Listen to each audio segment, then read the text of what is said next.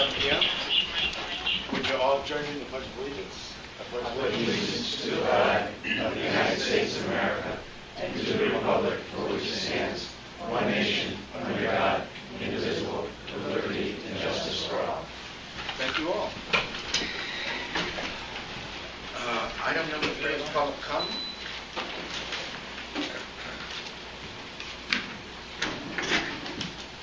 Oh, you got it? It's okay. No, you turn off the air conditioner, thank you.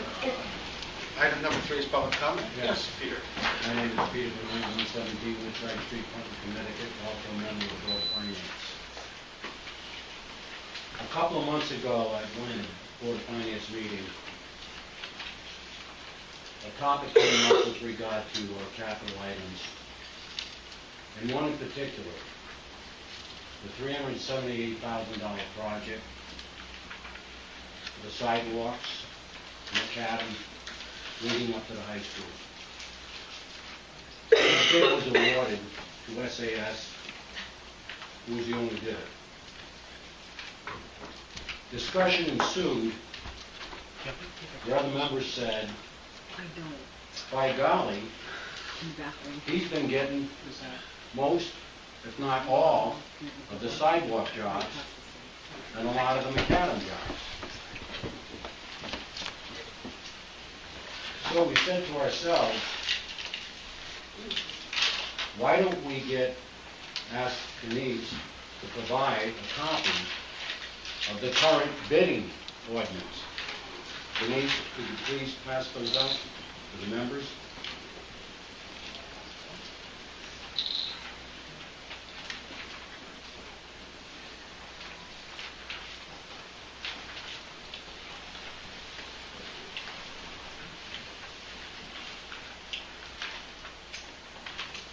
This is the most current ordinance I've seen for bidding after searching and searching.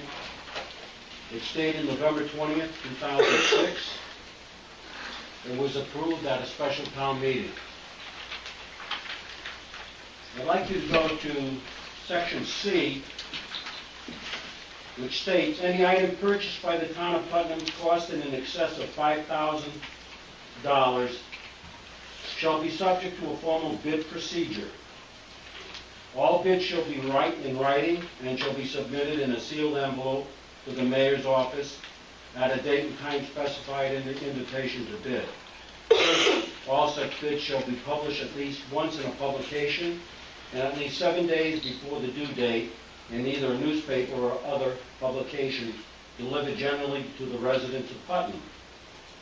All such bids shall be opened at the selectmen's meeting and formally awarded to the lowest responsible qualified bidder based upon 1, A, price, B, recommendation of department head, C, compliance with bid requirements and specifications, D, ability of the vendor to provide services if applicable, and E, vendor's references if applicable.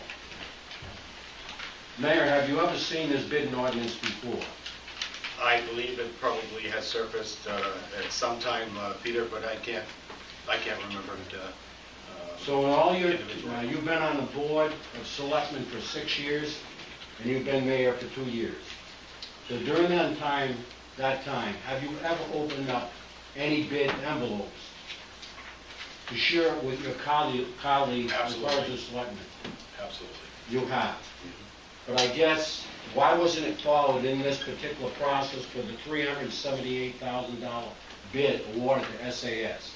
Why wasn't this process? We'll discuss it. Yeah, we're going to go into it in our meeting, Peter, tonight. Here's where I'm going with this. I know what's used right now. You're using a 1999 document. I don't know if it's an ordinance or documentation, which states that in order you sign a contract with somebody like an SAS for a year to use their equipment, as long as he's registered with the state. So that's how probably you processed this last one that got through. But that doesn't preclude the possibility of an error being made. That was an error. This wasn't followed in the guidelines that's set forward here. And I want to know, and I want you to assure the voters of Putnam that you will follow this specific ordinance dated November 20, 2006 for all future bid projects going forward, because this is the legal document that supersedes the one in, there was one prior to this in 1989, and also this one you're using in 1999. Somehow, we've got to get a hold of this. I know things slip through the cracks for whatever reason, but policy is policy, and it's law. And we're governed by a set of laws and ordinances. And once something goes through a town meeting, it must be met and abided by. So I want your assurances as mayor of Putnam to ensure the citizens of Putnam will have this bid ordinance followed to the T, all of it. That's what I need. But don't you I understand? have a question, because you're talking about a 1999 bid ordinance. I'm talking This, wait, about, no, this one in its first paragraph. Yeah, Okay, yeah. okay, You yeah, have the right to accept comments. okay. I don't have an obligation, That's Peter, fine. to reply to you at this particular point. I understand, you know, the information you passed along to me. I'd also like to be able to take a look at that information, and we will bring it up a little, some additional information a little later in my meeting. okay, having said that, will you have an answer by the time next meeting rolls around in November? I hope to be able to have an answer for you, yes. Okay, because that's what I'm looking for. I'm not looking at, here's where I'm coming from. Peter, we haven't done anything else, anything different in this town. You know, you talked about the time that I was on the Board of Selectmen.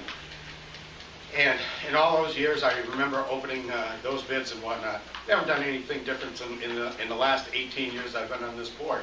Well, how did this one get through? I have no idea, but I'm telling you right now, every year that I've been a member of this Board of Selectmen, we've done the same procedures to go out to bid. We haven't changed I haven't certainly changed anything that would make anything unfair for any contractor or anybody in this town. We follow the same procedures that I was given or we've had in this town for the last 18 years. But on this particular one, it wasn't followed for whatever reason, correct? I think we'll get to that Yeah, I later think on. we'll get to that later on. We probably That's will what get it's to later on. leading to, because you only had one bid. So where I was going with this is, in addition to that, if it wasn't being followed, we could be talking $50,000 a job. We could be talking, depending upon the size of the job. If it's $1 million job, it could be $100,000. And that would have a dependency on terms of what the mill rate would be. That's where I'm heading with this, if it wasn't being followed. You say for the most part it is, and I'll wait your further action to come back to us and give us the information that you find. Fair enough? Thank you. Public comment? Yes, Tony? Tony Falzarano, 75 Lansing Street, Chair of the Board of Finance. I asked Peter to bring this to the Board of Selectmen. I researched it further, and my mind is clear now. It wasn't clear at the time of the bid, or whatever you, the schools, and the council, the towns, and in my mind, it's clear what you did. That's the first thing. Second thing, I'd like to thank the mayor and the selectmen for cleaning those bushes back there and at Town Hall. And third, Selectman Tar arranged a meeting with me and our town planner, Don Johnson. I had a very, very informative meeting. It went smooth, and I'm cleared up on that end. And Don and I are good friends now. Thank you. In your mind, you're not Oh, Thank you, sir. We bonded. Yes. Linda Garcia, 300 Walnut Street. Yes. I see under unfinished business that it looks like the question that I've had for the last few times about the right of first refusal has not yet been solved, or am I wrong? We go into executive session this evening to talk about So that it's subject. ongoing. So the people who, so clear in my mind is the people who sold the land to Wheelabrator are now, they have the right of first refusal if it gets stolen? I mean, if it gets... I don't think that I can discuss that with you at this point, Linda. I appreciate the question, but in due time, when it becomes public, I'll make sure that you get notified. But Do you have any idea how long it's going to take? It's been gone on once for a again, long time. Linda, I would No, like if to you don't, discuss you it can with say you. no. You can totally no. Sorry. I can tell you, like I told you at the last meeting, we continue to make progress to an absolute date when things, I don't know. You know, I wish I knew the answers to those questions. But we're very close to having some things resolved, and but I appreciate you asking. Okay. Further public comment? Yes, sir. Doug Cutler Jr., 36 Edmund Street. A couple of comments.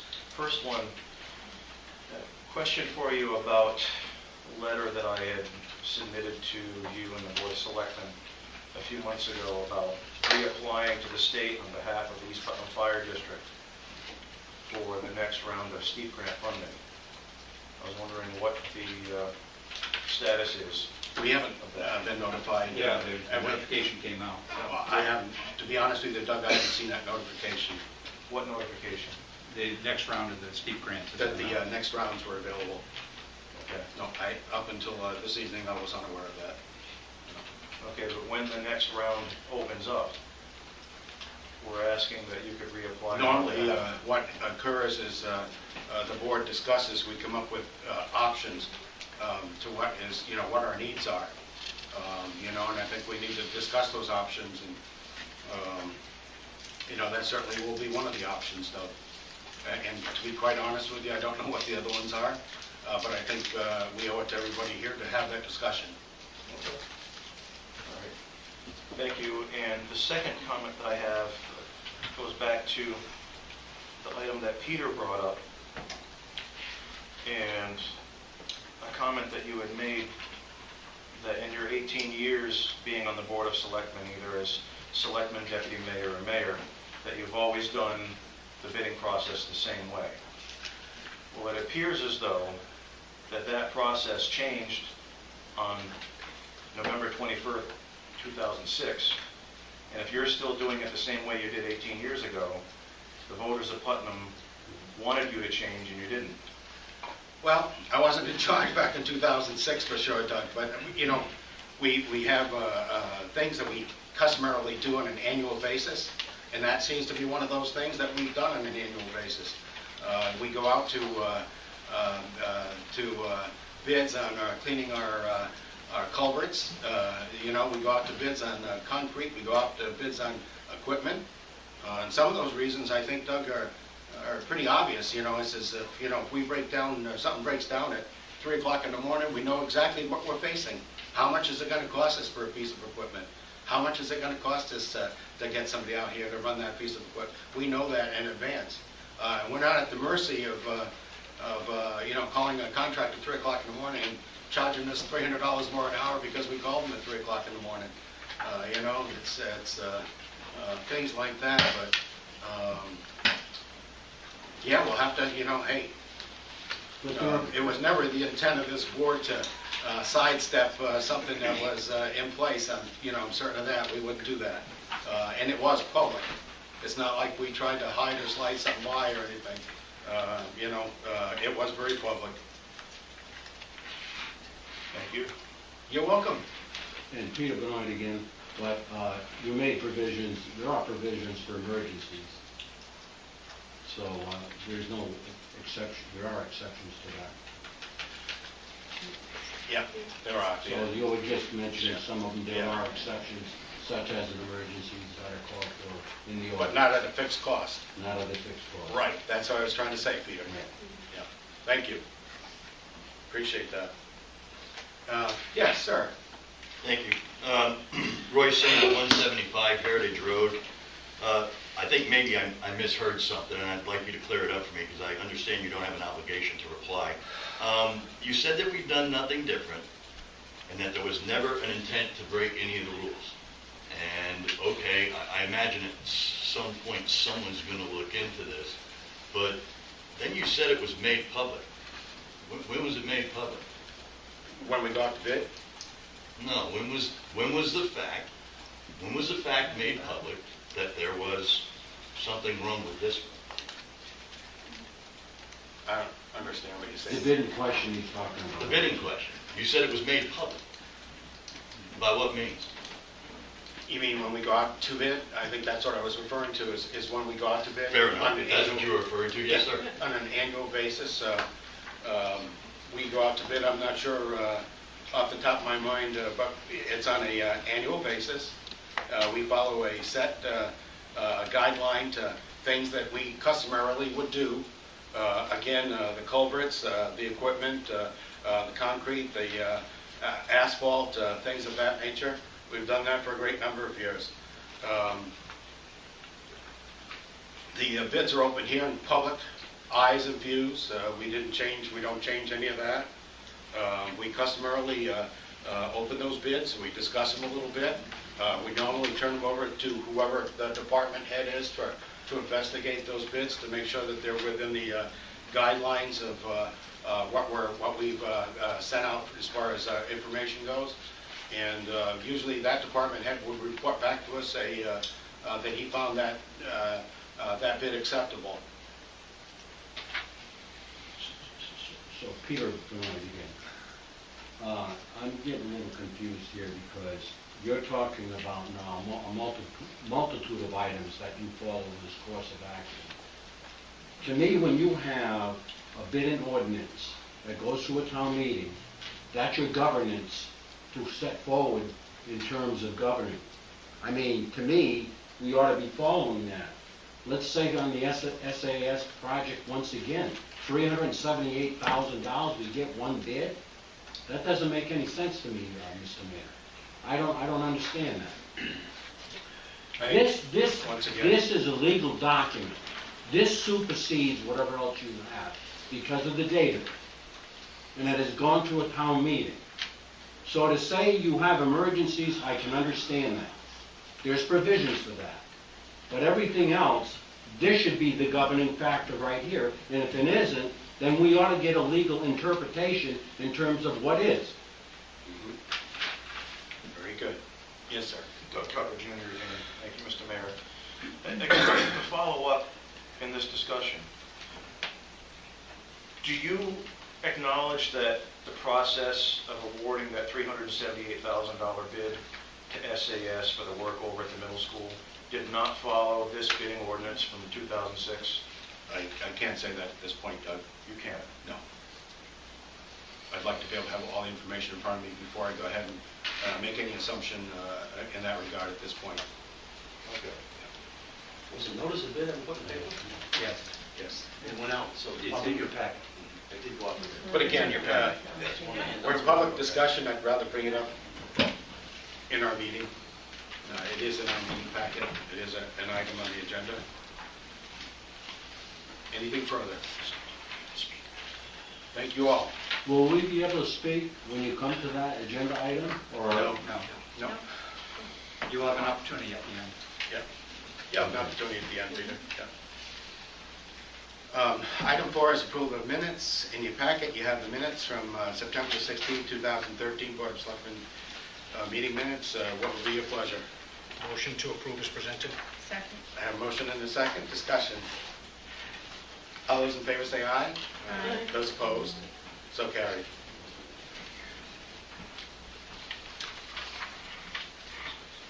Item 5 is petitions and communications. We have a CD dated September the 20th, 2013 from Brown and Caldwell on behalf of Willa-Brady regarding the third quarter monitoring report. Again, the report in its entirety is available for review in the mayor's office during normal business hours. Item B is a letter dated September the 20th, 2013 from Willa-Brady regarding the discharge monitoring report, August of 2013.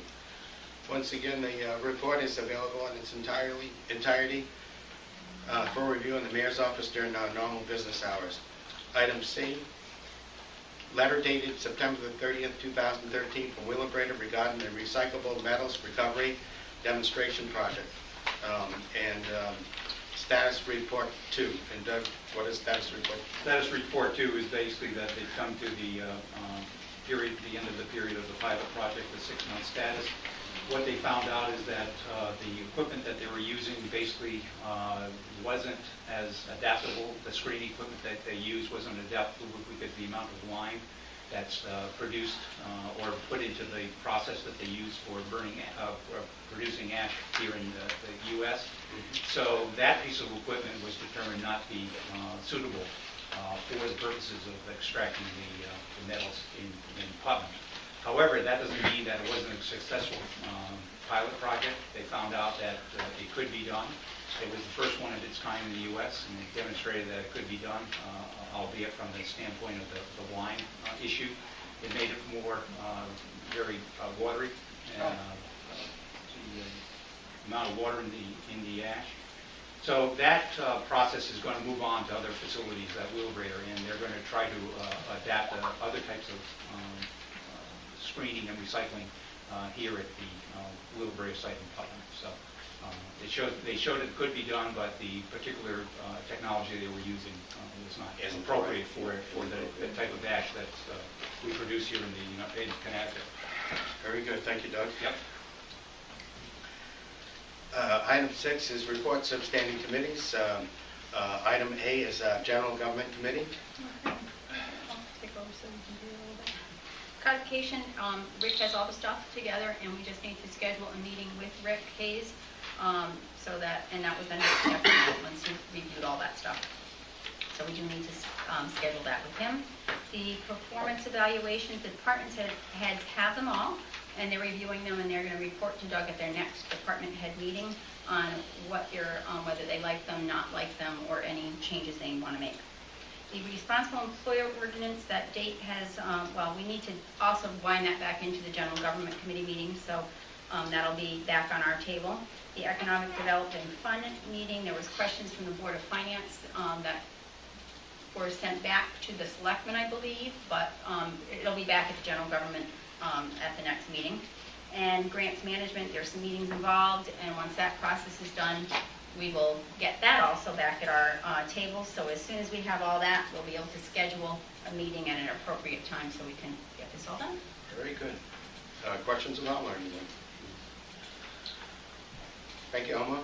You're welcome. Reports, item 7 is reports of special committees. Item A is Wheelabrator Contract Review Committee.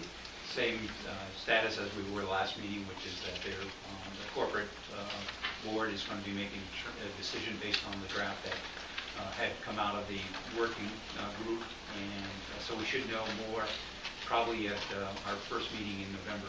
Very good. Thank you, Doug. Item B is Charter Revision Study Committee. We have a meeting scheduled with the Charter Revision Study Committee on the 15th, but I understand there's a major conflict with that. Somebody told me there was a mayoral debate. Yeah. 14th? I forgot to check. I had another meeting tonight, so I didn't Okay, get back. well, if that's the case, then we'll This form is today. would you have a debate on it? We're not open. It's 14. 14 is close, It's a holiday. 15th. So we're going to reschedule that if that's the case. There was no schedule. Ah! Good getting going. Item C is Putnam Facility Study Group. We need to schedule a joint meeting with the Board of Selectmen, so we need to set that up. So you'll set up a date and a time, Doug, and notify. Can't do it the 15th, that's for sure. Yeah. Well, we'll all be up on the stage then, Yeah. So we'll reschedule, get that meeting scheduled. Very good. Thank you, Doug. How about the 21st, during the regular meeting? Prior to the meeting or during the meeting? Prior to the meeting? During yeah. as part of the meeting? Okay, that's part of the meeting. Okay, all right. Is it going to be do you know if there's a lot that they want to No, cover? they just want to get some guidance from you in terms of how to proceed on. Last I knew, I thought there was a little bit more to that when we met, when the committee met, so. Well, we've moved on a lot of things that the committee had requested. For instance, the planning commission, that has been referred to the planning commission, some of the items related to that. All right. Thank you, Doug. You're welcome. Item 8 is Economic Community Development Report. It's not a reporting meeting this evening. Item 9 is Building Officials EO Report. Once again, it's not a reporting meeting this meeting. Item 10 is Town Planner Report. I know Tony had mentioned that he had met with Don. In your packet, you'll find a wealth of information to what the responsibilities are for a town planner. And I hope you all have a chance to take a look at it. Just for your information, this is only a Don, baseline report. This will not Yeah. be the typical report that Don will provide on a... And Don, you're here, so if you'd like to come forward, and sorry I missed you back there. So hope you've all read the report, and any questions you have? What is a plan? Plan. It is. It was pretty comprehensive, the information you put together, and it does spell out the activities that you're involved with, and plan of development is certainly one of those, but the overlay district was another, and I know that you're working on many other projects at this particular point, Don. Would there be questions of Don? Don, would you like to say a few words? I'd just like to say that I really emphasize that what the planning does is based on, primarily based on plan of conservation development, which Connecticut is, so the guiding document for the town to develop the town as the town desires to, according to its wishes to the land use. The primary instruments in Connecticut in most states too, not all states, zoning and subdivision. Zoning is set aside of particular types of land uses in specific areas of the town, and the parcels that the land use is built on, dimensions, the areas of the buildings, the setbacks, and its lot lines. It's all particularly through land use lots. Lots are created from subdivisions, or new streets and building lots. Primarily how that works through. I've been looking at the conservation development time schedule together for the planning commission at the next meeting. Hopefully we can do all this, majority of the work in-house. I think we have a very good base to work with. Planning conservation development we have right now to work together. Pretty easy to manage. Stick to the same style.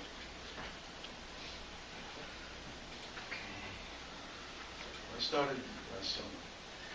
Last year, pretty much the two mandates were tech park and get the zoning regulations up to date.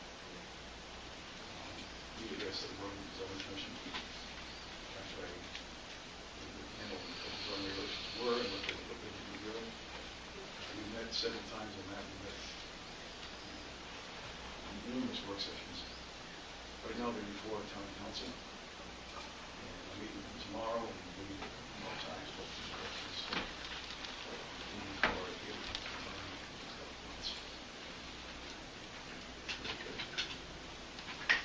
These are subdivision regulations and rules as well. Well, we sort of mesh together sometimes to insert those developments. We'll go back to it. Doing wetlands and water cost commission. Some of the other major things. Work with them, review their projects. So they're all going to certain things.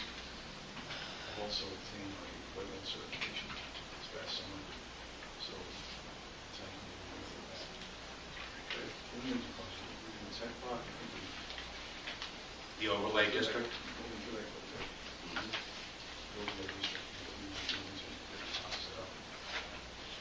the project's part of the Walton Road. The application for the comprehensive quality application for the developer. Some modifications to some regulations to the road.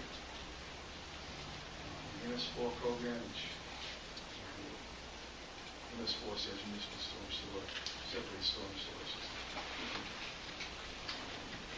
Worked on that, but the regulations about it, some compliance issues and so on, but it's the draft ordinance for this discharge.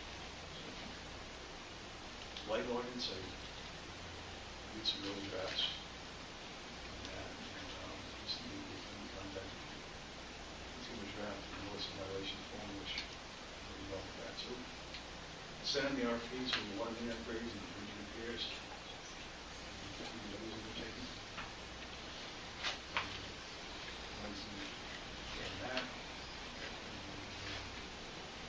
Also work with the GIS consultant.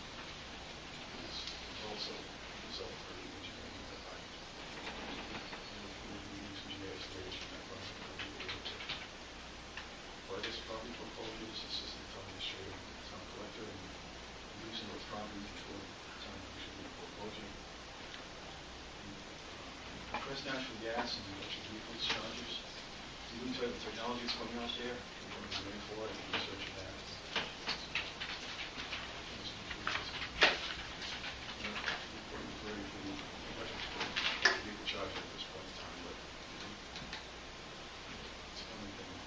It is. You got the information. CPACE, that's the state program that allows commercial property owners to finance energy conservation, green energy improvement through emission assessment and property tax bill. It's low interest capital, if it's available for the purpose, it's not. Place those for public financing. Introduce the program, and after the documents due time.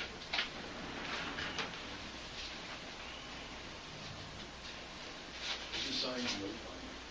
When I first started, it was petitions that can be put together by the associates of special service districts, commercial signage, downtown businesses, and so forth.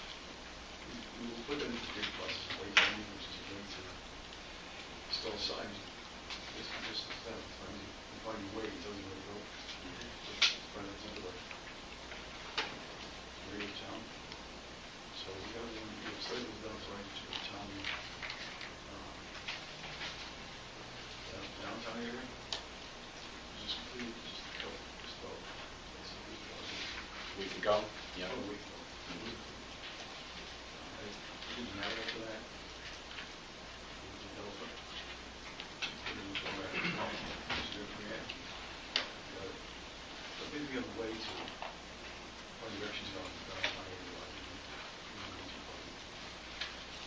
Convention Center, investigating the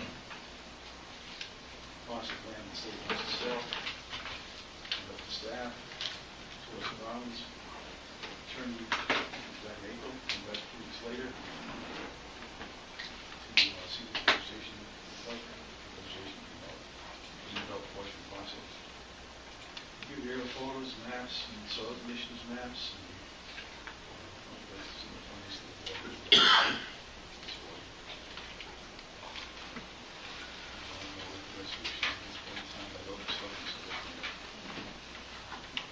the airline trail, over the past few months, I've brought research information to ECOG, which is the Northeast American Council of Governments and Administration Working Committee consisting of local town officials, state officials, states funding for the work on the trail. Public forum was held in July. Just a couple weeks ago, public reconstruction meeting in the trail. In portion parking lot will be built until at least next spring. Starting to show up in the concession complex. Library is public library with exploratory building field with green coast flight aerial photos. This is from 1934, 1954, and 1972. Showing basically a crop across the street in the field. It's been field. And this was the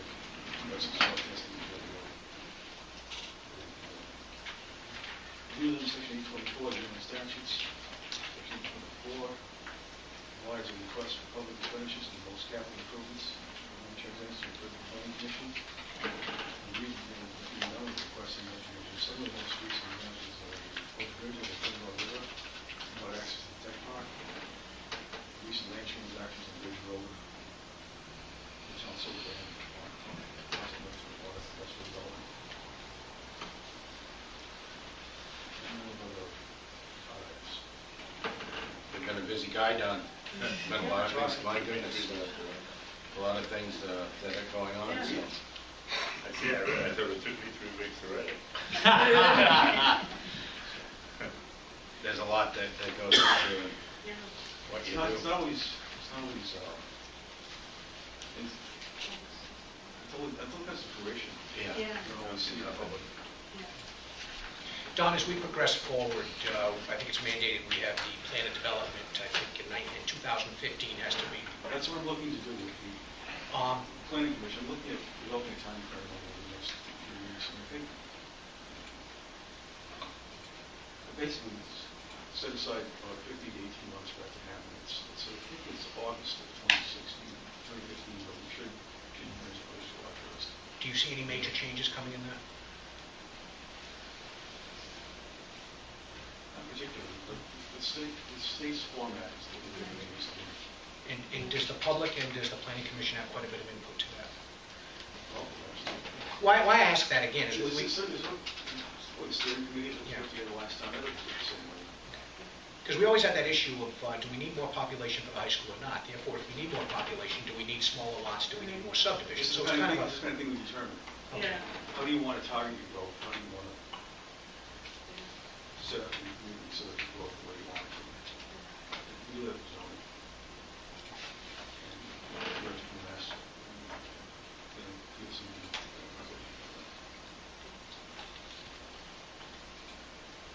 certainly part of it. Anything you want to process, you should bring up.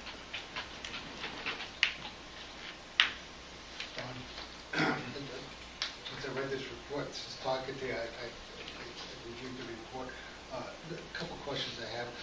In regards to the town properties that we own, and how much property we own, at some point, will you make a recommendation to the board or to the planning commission how to use the land that we presently own and to look at, like the Dempsey Center? Is it something that we should look at? Would you recommend to this board or any board, the planning board or our board or the finance board, to buy a piece of property after reviewing everything about the property, what it has to offer, and would it be in the town's best interest if we bought the property to develop it for a town hall, library, community center, whatever the case may be? Would you, as a town planner, make any type of recommendation to any boards in regards to a purchase of a property like that? You could or you wouldn't? I would. You will? Okay. Thank you. Further questions of Don? I haven't formally asked you to give me the silver certificate, but Thanks, Don. Thank you, Don. Appreciate you being here this evening. You cleared up a lot of the questions that were being asked at our last meeting.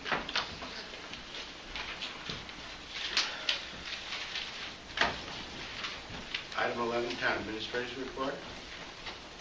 You have my thing, I'll go through it quickly.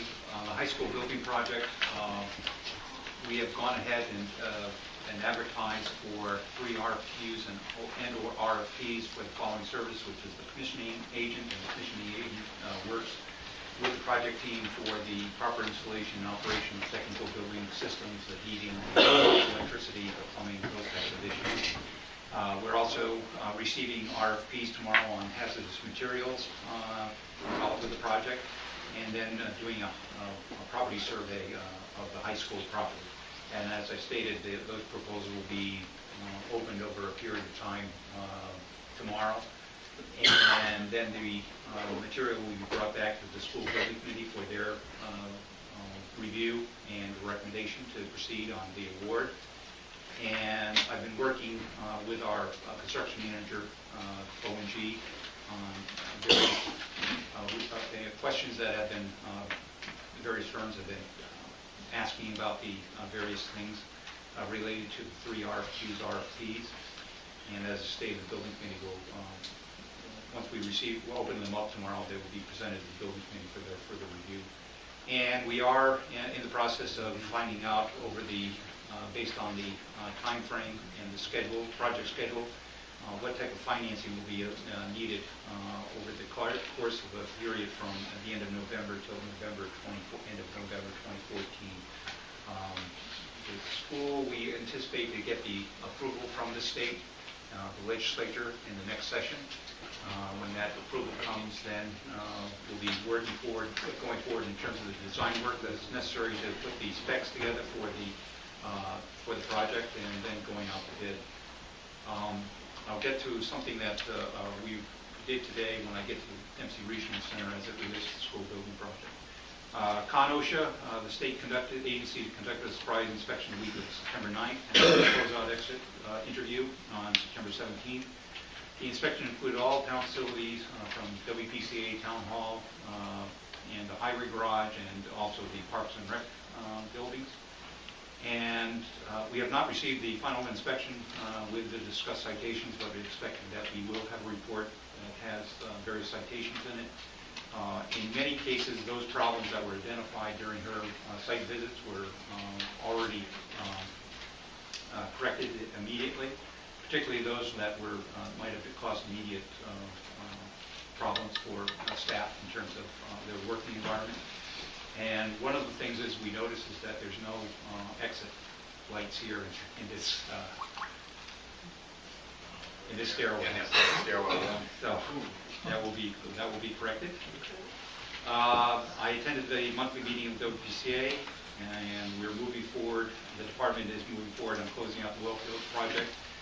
We're expecting to hear any day now that as they do with all permits, they issue a temporary notification that diversion permit is scheduled to be issued. And we're also working on getting the permanent financing in place for the Wellfield project. It's about a $1.2 million permanent financing for the project, and that goes in line with the state loan that we got and also the grants that we received through the federal government, USDA. They're moving forward with the water line replacement and relining project. I believe I was notified today that that's 80% complete in terms of the design work that is necessary for that water line replacement and relining project. And we are also talking to the various engineers, consulting engineers that on the authorized sewer lift station project for the 10 lift stations to be upgraded and the construction of the main East treatment building at Wellfields. And we're also expecting to include financing for those projects in our next issue of the bond anticipation. One of the things that the Commission authorized me to investigate and explore was a possible public-private water and wastewater partnership service agreement. And the terms and conditions usually of such a partnership would include a scope of work managing risk allocation, performance criteria, contract term and duration, contract termination, bonding and insurance, the town's and WPCA's responsibilities to perform during contract term, and method of timing of payment to private partner, and employment issues, which probably is one of the bigger challenges. And so it would include a discussion with the employees, including a major concern about the status of WPCA employees that are currently operating and managing water and wastewater facilities. This does not mean that the private firm would have ownership of our facilities. It would just be that they would be responsible for operation, maintenance, and management of the facilities. And when it comes to the employees, there's various models that we could follow in terms of how the employees would be considered and taken care of. So we're only at the investigation stage. Certainly this will require further discussion of the Commission and as we move forward in terms of how they proceed on this. But they wanted me to start to develop some information, and there's a good wealth of information out there based on experience. There's a number of communities that have done this already in the state of Connecticut. I was involved with a project when I was down in West Haven that was just the wastewater and how we proceeded down there in terms of doing the private operation and maintenance of their wastewater system. So there's enough experience out there that if we wanted to look to that as a model, we certainly could look into that.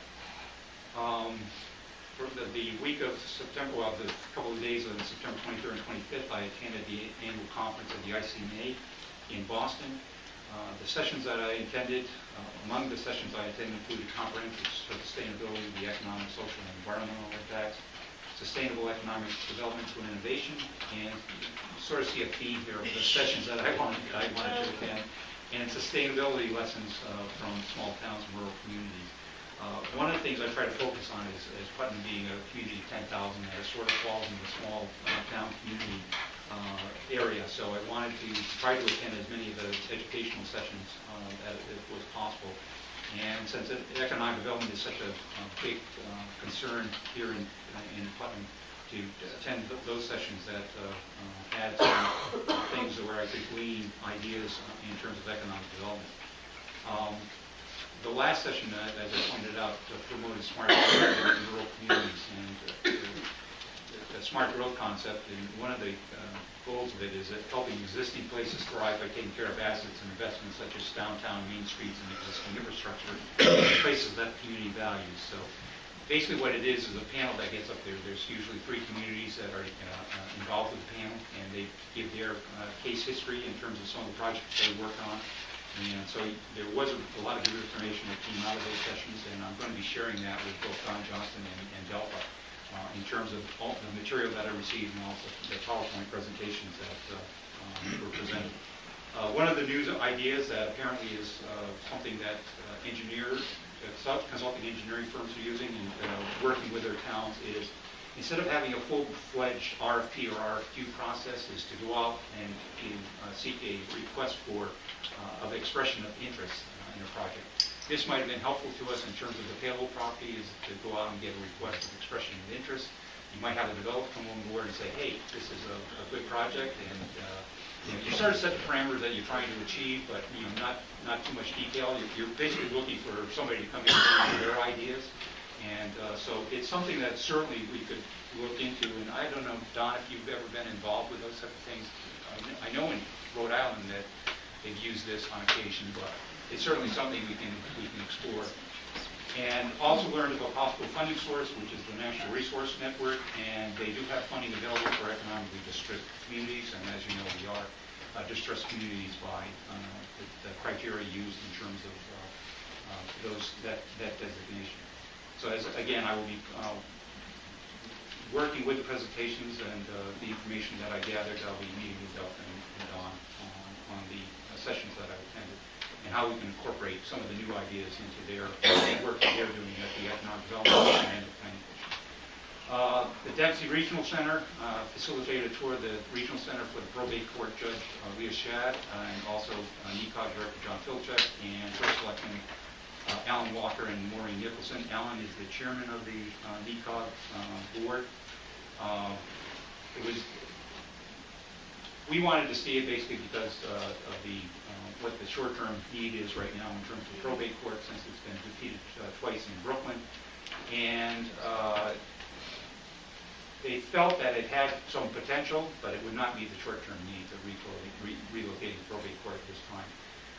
But they're talking about, would it be possible that if it was acquired, that it could be a regional center for various organizations? Perhaps they bring the chamber there, even NECOG, if they have to move from their location in Killenly. So again, they thought there might have some potential, and they sort of wanted the town to stay interested in terms of the process, to keep the town's interest there just in case something would come up in terms of some of these other ideas. The Affordable Care Act implementation, as you know, the health exchanges in the states opened on October 1. So we had to provide notices to our employees that the availability, you probably had to do it with your employees, the availability of the health exchanges. So that notice went out to town employees by October 1. And we also had to provide This was just advisory. There is no part of the town to do anything. The only thing would be is if an employee decided that they might want to explore the exchange, we would have to provide the employee with various information that they would submit on their application to the state health exchange. The other thing is that there's new privacy notice requirements to employees, and that information was also sent out at the same time. So we were able to cover both the two more immediate things in terms of the implementation of the Affordable Care Act in terms of notification to the employees. Pride, Denise was one of the participants, and Romeo Blackmore, our newly hired and also our previous project coordinator, went to attend the Governor's Prevention Partnership, and the theme this year was the Connecticut Youth Safety Conference, and it was how communities and coalitions work with their police departments for the betterment of youth in our communities. And one of the sessions I attended dealt with Darien Ann's experience in hiring a school resource officer for their high school. And some of the things that they learned might be applicable if we decide to go forward, and there's an interest on the part of the town, the Special Service District, and the Board of Education to consider that for the budget next year. And as I stated, we're starting with the grant we received from the Drug Free Communities program. We started the implementation, and we have rehired our previous project coordinator in Blackmore. Meetings attended. I attended the High School Building Committee and the Planning Commission.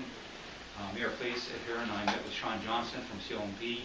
This is a regular meeting that we hold with Sean to go over various issues related to emergency preparedness and any new things that CLMP brings to the table in terms of emergency preparedness. One of the things we learned is the status of the priority areas or buildings or whatever that we are able to have included as priorities for the town for power restoration. They've done a new ranking procedure, and some of the things like our pump stations will not necessarily be highly ranked, whereas the hospital, our emergency centers, fire departments, not even the town hall, but those types of things. Also, any of the medical facilities like Provincial House or Metropolis would be highly ranked.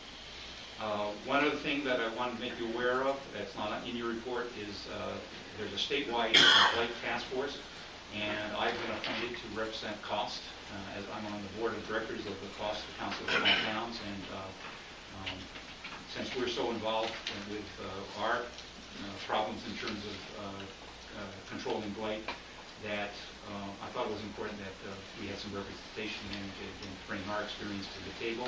Our first meeting is going to be next Tuesday, and one of the objectives of the task force is to come up with model ordinances that communities could use in terms of trying to address blight.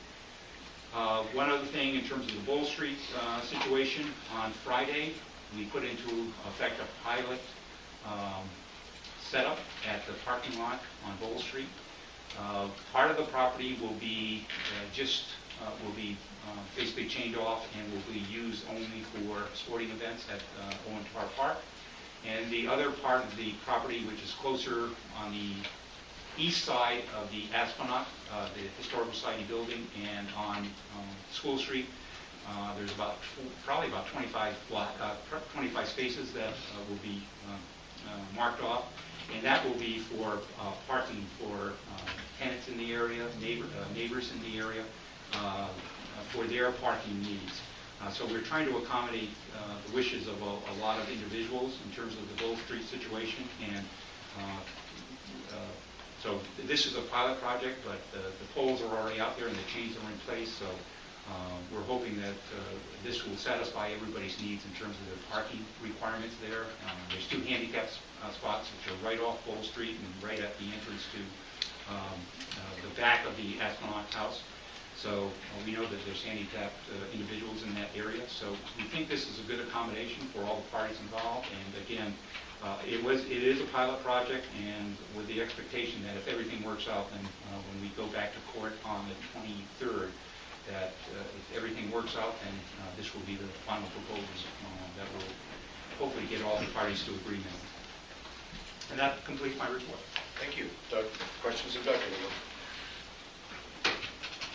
The water pollution Are you looking to like sell or would you want? Excuse me? Is this like a No, stepping stone and it's sell? only to consider the operation, maintenance, and management of the wastewater and the water treatment plants. One of the reasons that they're considering is that we have to have a Class 4 operator at the wastewater treatment plant because of the upgrades we have. For us to be able to get a Class 4 operator, if we went out to advertise for it, we'd be paying big bucks for it. And so one of the things they're thinking is if you bring in a firm that has this type of expertise, they have to provide you with the type of classifications that you need. So in this case, we need a Class 4 operator. They would have to provide the Class 4 operator. The other thing that you get in terms of, for consideration purposes, is that they try to bring technology, the most current technology in terms of the operation of this. Automation in terms of both the wastewater treatment plant and the water treatment plant, so that you don't have to necessarily have personnel, but you can basically operate your system from your laptop at home or a tablet at home. So those are the types of things that, and the primary reason that WPC would be looking at this, we've gone through some of the reasons that we would be looking at is regulatory issues that you have. Do you have a lot of notice of violations? Are you putting things into the river because the plant breaks down and you have to put raw sewage right into the river? That's not the case with our facilities. We run our facilities very well. The staff does a very good job in terms of running facilities. The big thing is because we've had the major rate increases because of all the major infrastructure improvements there, is that if there's a way that the WPCA can reduce the rates to the users, that would be one of the primary reasons that they'd be looking at in terms of going forward with a public-private partnership. We would still own the facilities. We would still probably be responsible for any of the major capital. All the debt stays with us. All the debt stays with us. But the thing is, if you're paying a lot for the operation, if you can reduce your operational costs, then that could go towards the debt payment. How can you, if these people have to put, what do you call that guy that, C4 or? Class 4. Class 4? If they get such big money, we have a private company come in, how can they do any cheaper than you guys? Just the efficiencies that they bring to the table in terms of bulk purchasing, the efficiencies they get in terms of the operation of the plants. They're in it to make a profit, as you can expect. Yeah. But what I found in terms of my research is that the reduction in terms of the cost of the town usually averages in the range of about 25%. The cost of operating. The cost of operating. But again, don't forget you have current employees there. They're vested in the pension plan. You have the pension plan you have to take into consideration. They're covered under the collective bargaining agreement. So if you had those issues to address besides just saying, So this is just something for information at this point. That's correct.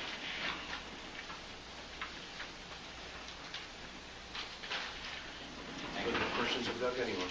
Thank you, Doug. You're welcome. Item 12, unfinished business. Quinnebog Regional Technology Park and Bridge.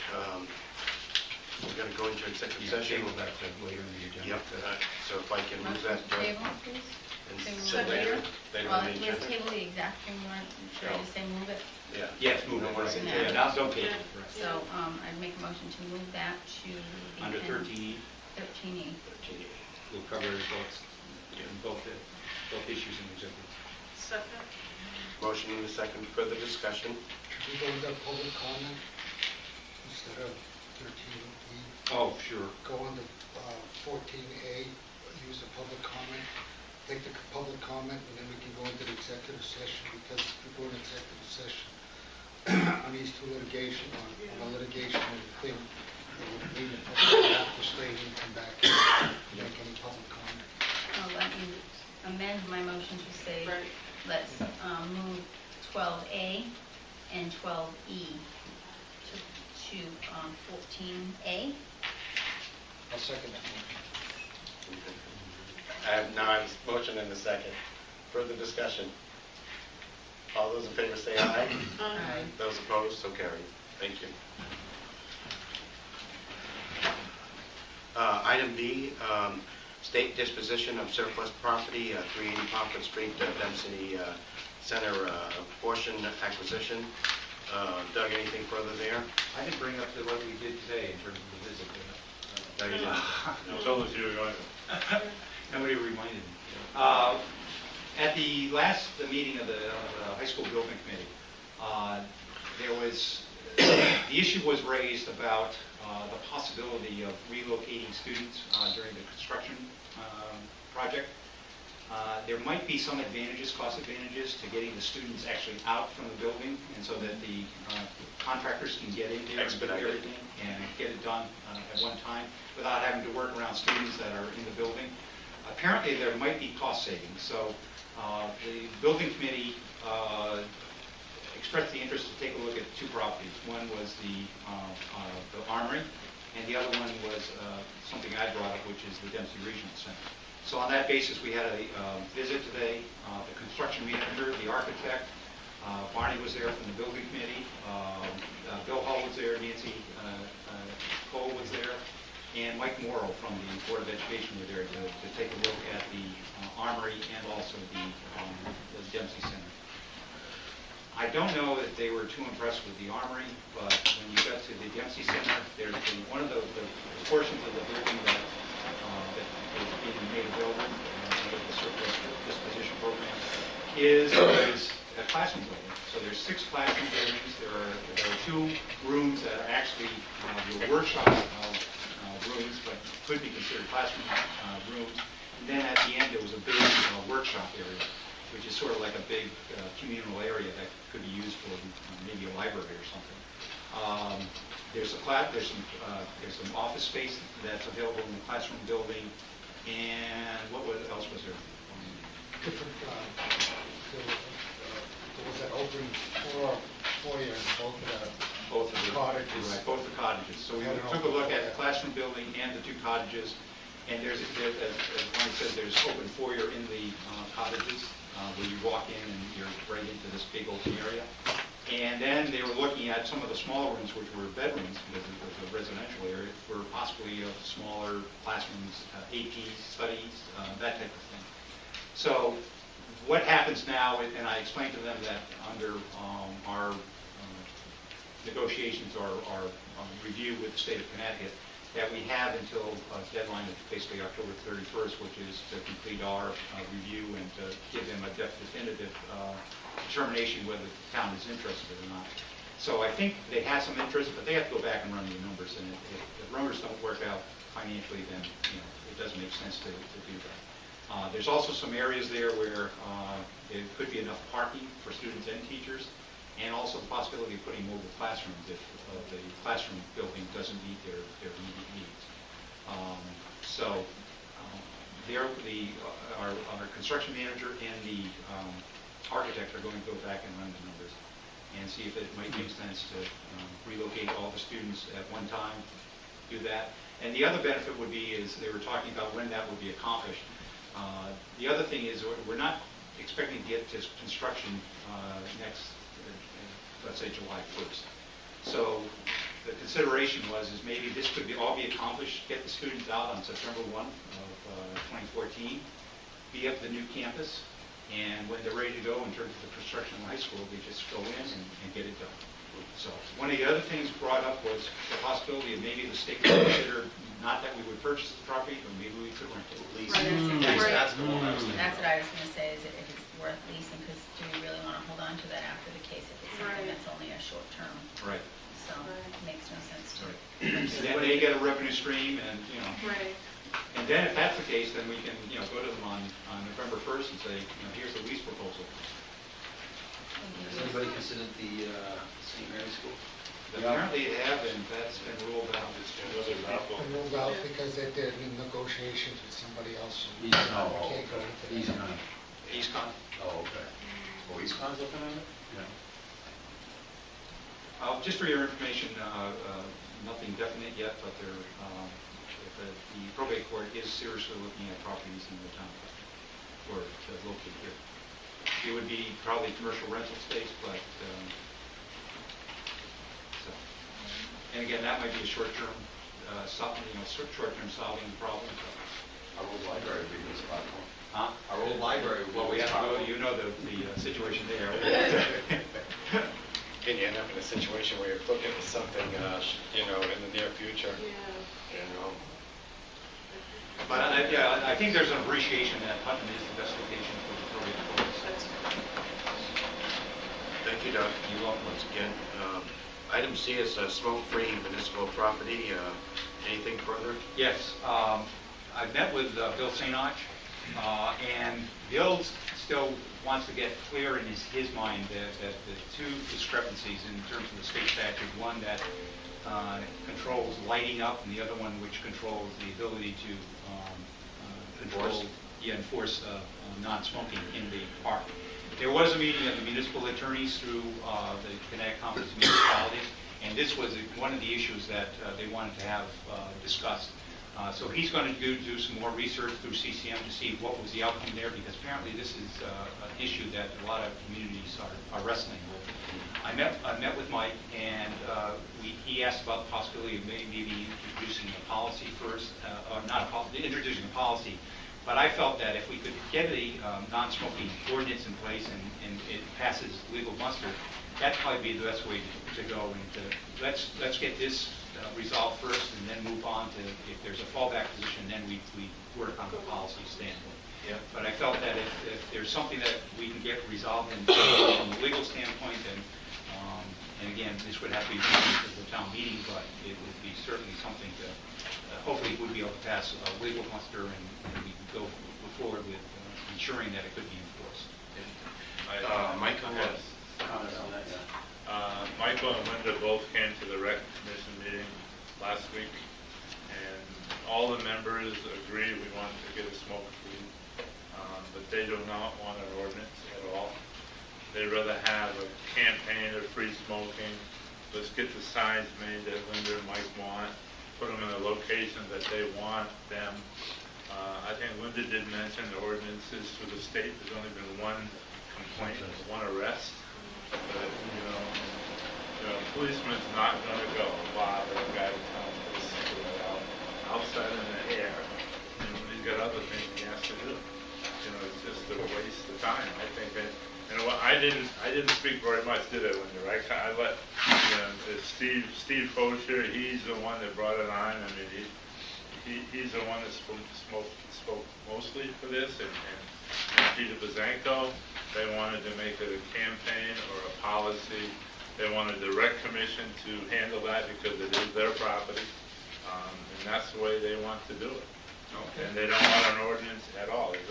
That's the way we kind of talked. Yeah, We agreed. And the thing I did like too is, one town, I don't remember which one it was, they did have a policy, but also during events, there was more of an ordinance during events, not just when, you know, when one person just walking through, it was just during events. So I don't think we can have two, Michael. It's pretty hard to do that. But, you know, the rec commission, that's what they wanted to do. They wanted to go ahead and do what you and Linda wanted to do, to get our signs up. We were going to go through Delphi for some design for the signs and show us where you were going to put them. And they were totally for that, 100%. And I think it's been a long time since you started this, Michael, and now I think it's time for us to get it finished. Michael, going a step beyond that, Willie was good enough to get some of the ordinances from 8 or 10 different towns. Yeah, he saw that. You saw all of those? He had Provide that those to me, so, we went over all. you know, that was interesting for me to read, and what other towns in the area are doing, and good job. I mean, we're moving it forward, so it's a good thing.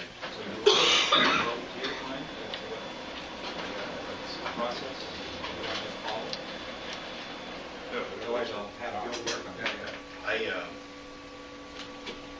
If I could maybe speak in that regard again, you know, I didn't truly want to see it as an ordinance either.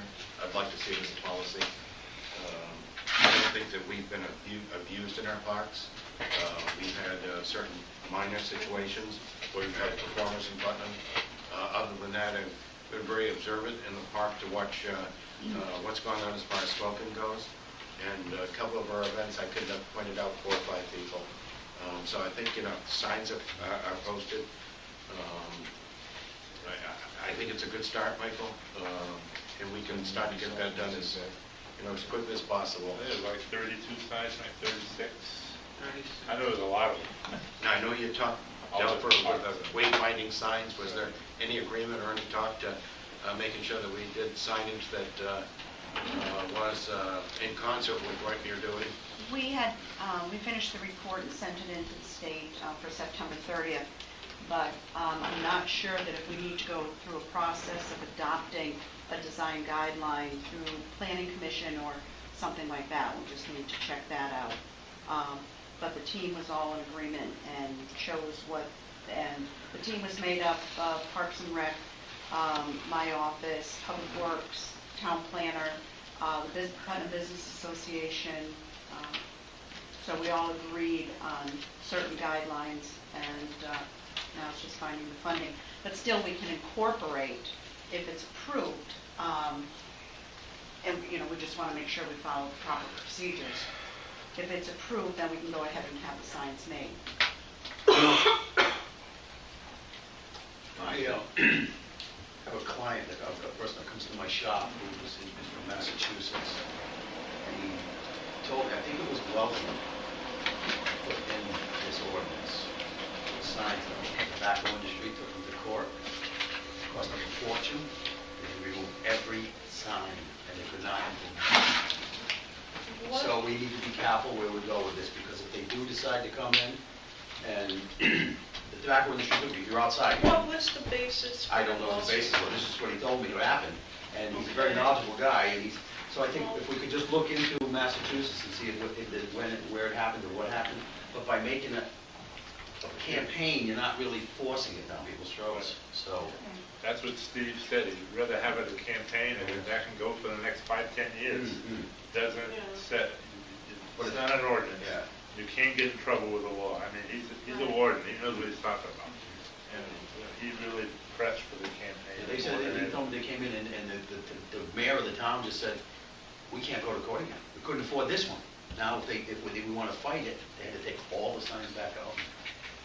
So we might want to really be careful where we go. Yeah, but if it's a policy, there's no penalty, so it's Yeah. it's a free, it's just a suggestion on the part of the That's what I town. mean, I like that idea, but. Campaign's the same. We ask that you not smoke in our parks, Yeah.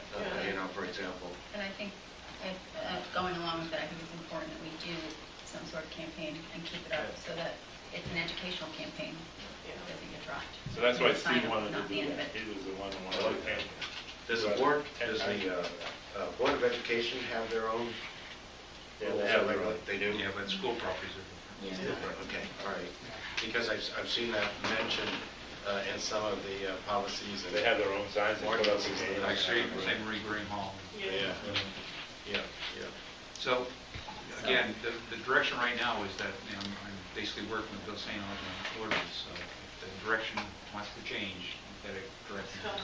Is it the opinion of the board that we'd rather look at a policy than an ordinance? I'd say, Can I survey you I guys? would like to see a no smoking policy Or in a campaign. public building.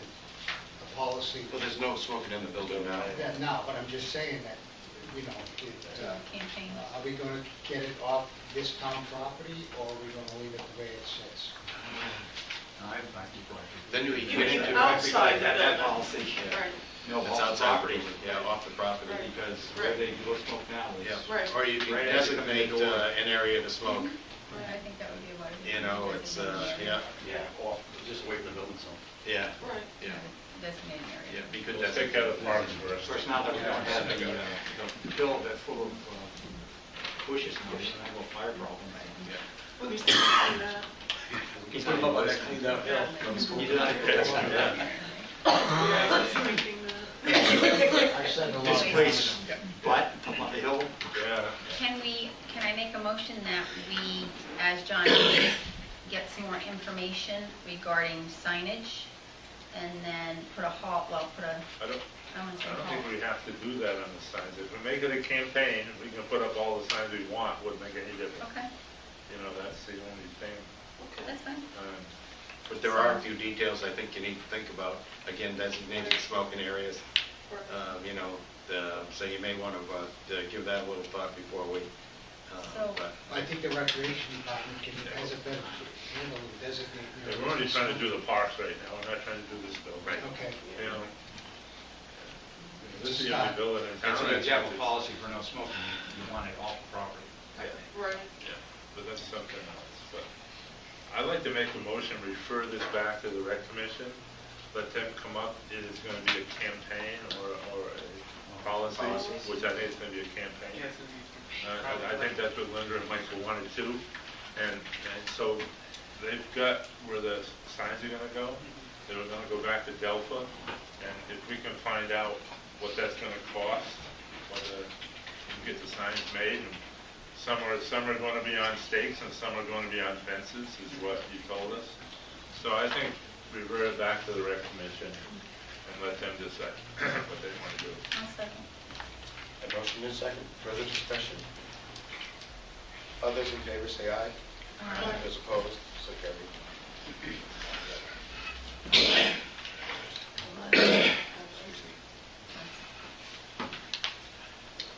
Mary Crest Drive update from DPW Director Mosley in your packet. I believe that Jerry did a couple of things for us. He looked at the intersection of Mary Crest Drive and Route 44. Mary Crest Drive is made one way going west from Route 44. Traffic moving east on 44 to access the back of 4 businesses on Route 44 and 1 residence on Mary Crest Drive will cross the eastbound lane of Route 44.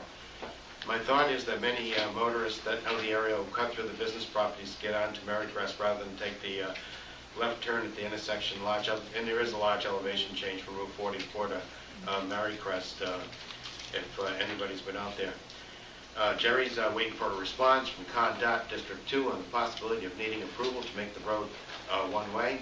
My initial conversation with District 2 indicates that the approval would not be necessary for a change to one-way. But I did not speak to the district traffic engineer. The construction of a T intersection would require approval by the Connecticut Department of Transportation. This process is not lengthy or complicated, but would require funding from the town to complete. I do not believe it will affect any maintenance issues or problems for the Public Works Department. And he suggested that they pull the local property owners for their input as well, which is probably a very good idea.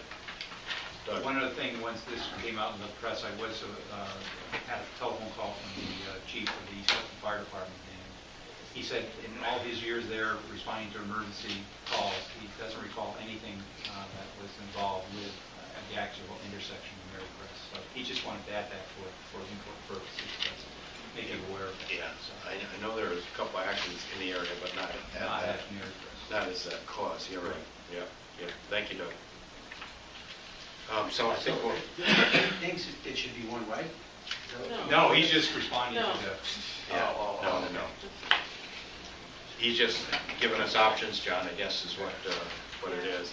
Because I'll tell you right now, those landowners over there are not impressed with one-way street there. Yeah. They're going to get some opposition. Yep.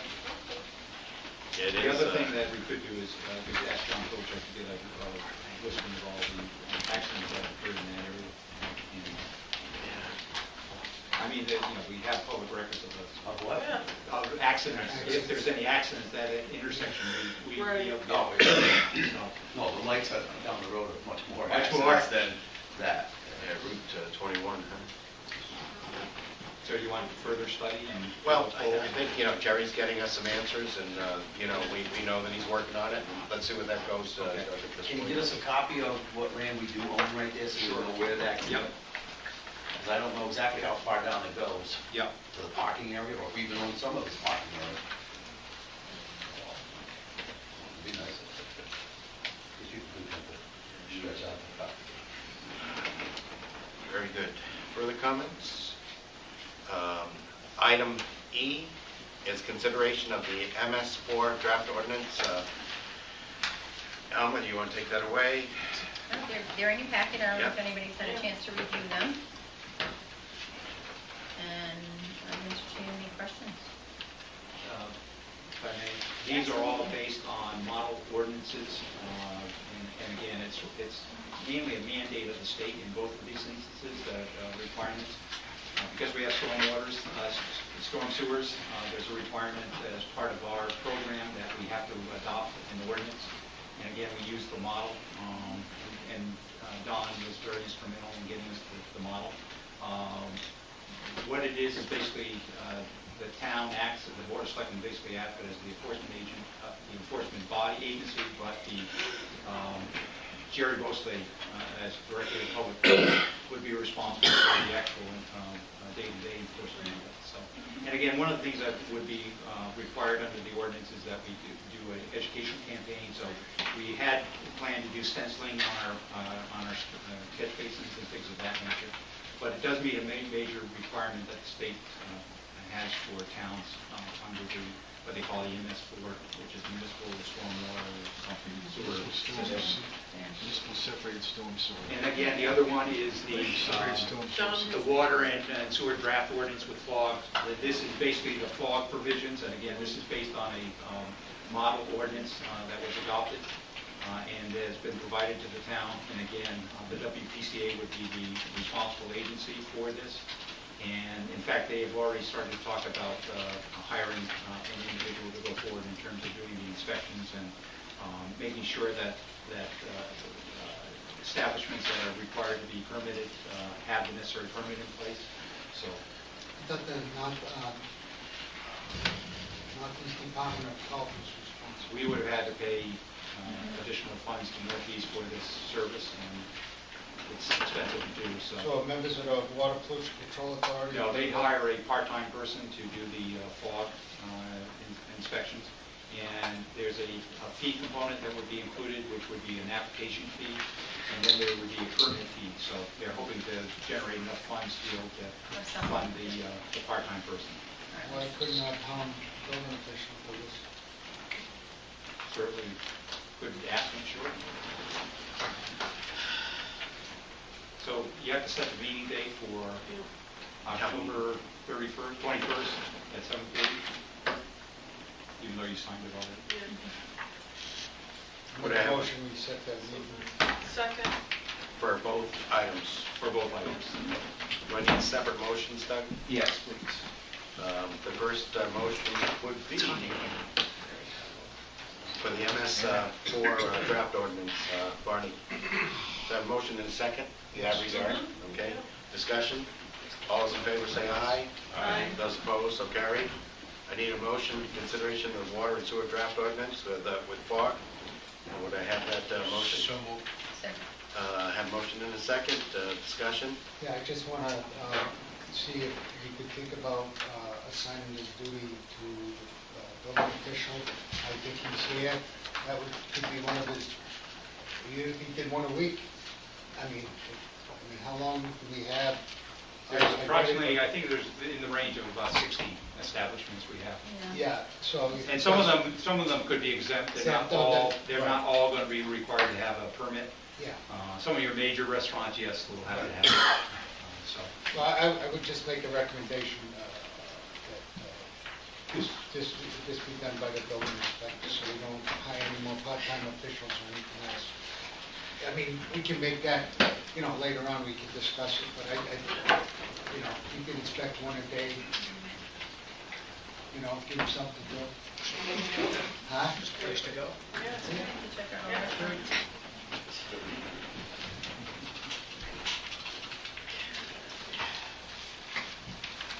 Denise, we have a motion in a second. Further discussion? All those in favor say aye. Aye. Those opposed? So carried.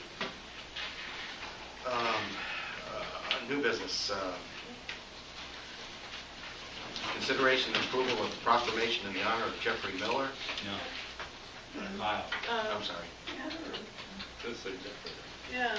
You got to do one. No. It's my fault. I apologize. I did the wrong thing. A proclamation for Kyle Olet. Wait, and the agenda is Jeffrey. Yeah, but That's the wrong Jeffrey's one. Okay. Jeffrey the Eagle Scout advisor. Ah, okay. And if I don't know, is Kyle in it in attendance this evening? No, this is just to approve this or a presentation at its court of honor. All right, very good. And it might be secret, so don't anybody say Yeah. So that's, So I need a motion in that regard to approve a proclamation in the honor of Kyle Olet. I'll make that a form of motion. Kyle Olet. Would I have a second? Second. Further discussion? All those in favor say aye. Aye. Those opposed, so carried. Consideration of a resolution regarding Recreation Park Road over Little River. The authorization for the mayor to sign the resolution. Resolution, again, is in your packet. And again, this is just for the development of the contract plan, specification, and estimates. It's not the actual construction so far. We got $140,000 set aside. And it's 2 year, I think it's a 2 year period. We're trying to get the funding set aside for the town share. So under this, the town share would be 20%. $61,400. Under the engineering, the preliminary engineering cost, which is $307,000. But we got enough money under the $140,000 to cover the engineer. Oh, yes, yeah. Quick question, can we look at precast, already built precast bridge? Yep. It seems like they're less expensive if we look into, Probably take less time to. yeah, like about a week. Make that form of motion. Second. And the motion, Barney? Is to I'm clear have on you it? sign an agreement between the state of Connecticut and... Very good, thank you. Motion is second, further discussion? All those in favor say aye. Those opposed, so carried.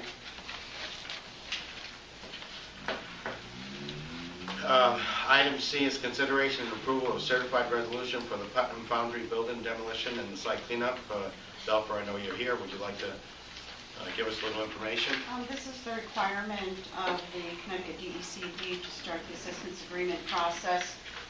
Just, pretty much the same thing that you just did for the mayor to sign the resolution.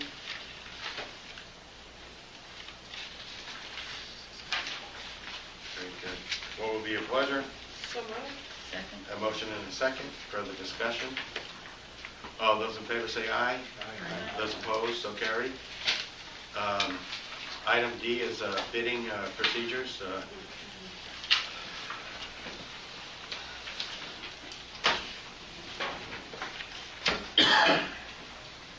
Well, I'm going to comment on this, and I'll be very brief, that over the past 2 years, we continually have trouble with our bidding procedures in this town, and it seems that every time this issue comes up, that we don't handle it in the right way and get enough information out.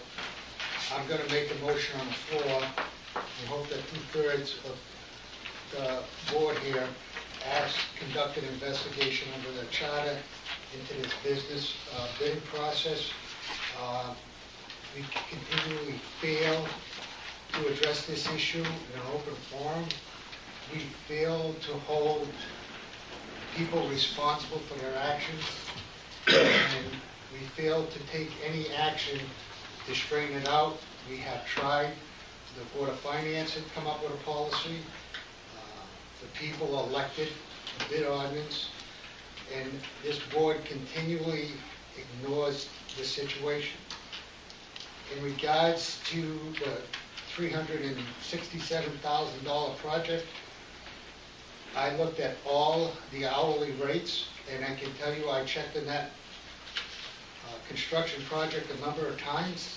I talked to the state about the bidding policy. I was in contact with the state to see if this individual construction company had any contract with the state under the small and minority business end of it. I was advised that he was not pre-qualified for any small or minority business work, and that the work would have to be over $500,000 involving state funds. I contacted the Department of Administration Contract Division. He was not under any contract with the state. I contacted the bidding process for the state of Connecticut, he was not under that. I feel that this board has an obligation to the public that we have competitive bidding to protect not only the town, but the taxpayers' money. And to come up with all kinds of excuses when nobody's watching the shop is kind of hard, because if nobody checked on the hour meter, on these equipment, nobody was there overseeing the job and talking to the state. They were wondering if we had a construction manager or a clerk of the works, and I said no. And they said, well, somebody must sat at a bar room and discussed this. So this is, I feel this has gone on for too long, and probably Tony feels the same way I do. We tried to address this issue. He tried, the Board of Finance tried to address it. I tried to address an investigation on a truck. And just for your information, I looked at a bid document today for a truck, a $49,000, $69,000 truck with no state bid attached and no bidding. This is a continually failure of this board to address this issue. That's why I'm asking for an investigation and start holding people responsible and accountable for their actions, period. And I'll make that in a form of a motion. I'll second it. I have a motion and a second. I was hoping we could have some discussion in this regard before we went ahead and did that. Well, the discussion. That's right, yeah, now That's it's... the father. Well, So,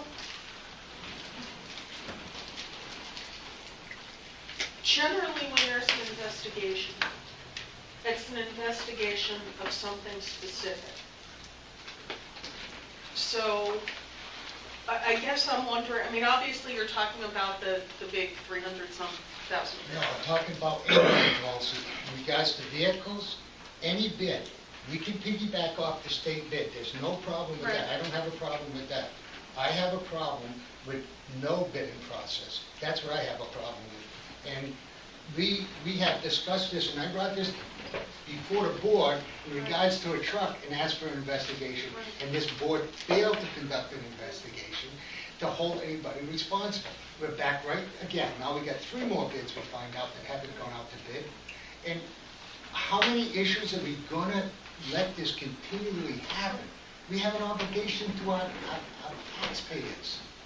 So the bids that came in on May 3rd, 2013, you're saying is not the correct bids? What, is the correct bid? I don't agree that, but did we, by the way, the sidewalk, there was no concrete bid in there. And by the way, nobody oversaw that job. So how many hours do you know they worked there and who worked there? Well, are you talking oversight or are you talking bidding? No, There's I'm two talking different bidding. things. That you can't. But we you're bringing get- we oversight make- in. Huh? But you're also bringing in oversight and somebody overseeing the job. It's the whole bidding process. It's the total bidding But- process at this time. We have an ordinance that was adopted by the board, by the people, not us, by the people, 2006. We haven't been following, period. What's the bid that we have right here from SAS? Hourly rate. And what's included in there? All the stuff that was used at the high school project? Okay, who oversaw it? That's oversight, No, has nothing to do with the bid. No. You're wrong. You're totally wrong. You're out of line on this. We need a construction manager or somebody to oversee this project. This is unbelievable that a $367,000. all right, fine, yeah. Doug, in the past, on any of these jobs, and my memory not serving me as well as I wanted to tonight because I haven't fought well, but let me ask you, in your years on the job here, what procedures we followed? The procedure we follow is basically every year we go out in the spring to go out for the various bids that you see here. We use that in terms of any public works projects that come up, which basically were involving road construction projects. So on that basis, we went ahead, bid out the entirety for the year in terms of equipment, rental rates, laborers' costs, and bituminous and that. And we usually awarded the bid based on whoever came into bid and was the lowest responsible bidder. This year, we only had one bidder, and so that was the bidder that we used in terms of going forward with the various projects. At the beginning of the school construction project, Dale Smith was involved in terms of overseeing the project from the school end, and also I asked Jerry Bosley, as the Director of Public Works, to oversee the project. No. And again, then there was the project in terms of paving the farmer's market. Again, that fell under this bid. And then the other bid was the sidewalks that we're dealing with up on Woodstock Avenue. So we did follow the bidding policy in terms of going out to bid. Now, the question is, if you want to do this on a project-by-project basis, that's the direction that the staff has to find out from the board as to how to proceed. Right. But historically, we followed that particular bid in terms of major construction projects relating, not construction project, but paving project in terms of the town. Yeah. Now, I have a question from what Peter had brought up before, because it sounds like there are two different ordinances. He was talking about a 1999 policy that he says this 2006 ordinance supersedes, but this doesn't. I wasn't referencing that. He was Right. referencing I was the referencing- bid that we go out to every year. That's correct. He's referencing the Right, bid the that we annual go to. bid. So That's in a terms of separate process. 1999, That's a separate that is process. that is updated every year in terms of going out. Right, right, but that, obviously, this process doesn't supersede the 1999 process, No, or but- it would say so. But to me, this is very, not clear. To me, this should be the one that should be current, that we follow. I Here's the disagree. key, It if I- says, oh, just let me read you Yeah, what Peter, this says. Yeah, No, I But- don't want that conversation Okay. going on. But- If you want to discuss it amongst the board members, that's fine. but but just I'll say, it says that this ordinance was adopted, there was a 1970 ordinance that was adopted, and that 1970 ordinance was amended in July 1989, and that's repealed, and this substitutes for that ordinance. Nowhere in this ordinance that I see, and maybe you know something somewhere else, but I mean, the first thing that I saw was what ordinances is this replacing as a point of general law, of codification. And this, in its little enabling paragraph, it doesn't mention that 1999 ordinance. If it doesn't mention that 1999 ordinance, it doesn't affect that 1999 ordinance. It is now concurrent with that ordinance. That could be an issue where there's a conflict between the two that has to be addressed, but this very clearly did not replace it. One more comment. Comments, Bonnie, it's like you want to put the gun on everybody all the time. No, rather than having an don't even open, go honest, there. Don't even go there. I want policy and I'm certainly procedure followed. Right. disappointed This in is, that. you're out of line when you tell me that. You are out of line. I have a right to protect the people's interests. And if you look at this bid equipment, I don't see any concrete, and we had $40,000 worth of concrete sidewalk. Come on. So, Barney, okay, let me try I'm rephrasing not what I was commenting. trying to ask I made my before. motion, and I'll listen to you, and then I'll vote on the motion. Well, then I don't understand your motion, because you said you I don't don't want understand the to. motion. How about conducting an investigation into the bidding process totally? We've had trouble with the bidding process. What is the bidding process? Are you looking at all bids over a certain period of time? Yeah, I'm looking at You what said the you're others not. said. Right, you're looking at what bids, over what period of time? Bids over the past year, over the past 2 years, over the past 20 years? That's what I'm trying to get. Well, What okay. it is you want to look at, because you said you don't want to look at just this bid. So what, All the bids, I what think we is should the start looking. scope? I asked for an investigation into the bid of the truck. This board refused to conduct that investigation. We continually ignore. What did you want out of that, Barney? What were you going to gain? What additional information was Procedures there? to be followed? How about the charter? So Come on, we've all agreed to that, John. And have we? Yeah. We just bought an SUV for the highway department, and I remember agreement on a pickup truck with a liftgate. And now we have a perfect SUV for the highway department? What do you use an SUV in the highway department for? That was a blatant bad call on that one. Who authorized that? we agreed to purchase a pickup truck with a lift gate. We now have an SUV. I mean, these are the By issues, essence. these are issues that if we don't look at it and we don't ask questions, we have yet to hold somebody accountable for their actions, period. Nobody has ever sat in front of that seat and said, oh geez, we made a mistake. The only person that admitted that made a mistake was Bill St. Arch when we had a joint meeting, and he said, Bonnie, if it makes you happy, I can say we screwed up bad on the bidding of the truck. And that's on public record at the finance board meeting. And yet we go out and we just buy another truck for $59,000 and it didn't go out to bid. Because it's under state contract. Show me the number. 12-PSX0024. Okay, give me a copy of that and I'll check it, okay? And I'm gonna check it against the specs of the truck. I don't have a problem with going out with the state bid. We have flexibility in terms of towns being able to. I understand that. But You the think I base, didn't the check base into bid, that? the base bid is the state contract. Right. What we do in terms of meeting the needs of the towns is to, have some flexibility in terms of meeting the town's needs. But the base bid is the basic truck. I don't have a problem with that, and I told you that. I know. Show me the state bid, and I don't have a problem with that. One of the things is that the original, what I was explaining to you today was one of the original documents had the state bid on it. It just didn't follow through into the last. And I asked you to show me the state bid. Okay. I'm satisfied with that, okay? The That's thing all is- I'm asking The for. thing is, we need guidance. We've done this procedure in terms of following the bidding ordinance by going out to bid for this equipment for untold number of years. What should apply is whether we go out to bid. The only wrinkle in this is that we have two new projects that don't technically fall under the public works in terms of highway projects. So give the people that are responsible for doing the day in, day out things in terms of the bidding, give us some guidance as to whether you want to follow on a project by project basis or whether we have the flexibility to use the existing bid. Well, I called the state. It's not a matter of both policies. There is the ordinance, and we follow the ordinance in terms of going out to bid. That's not a policy. It's a bid that we go out to under the policy. Okay, under the ordinance. But the bid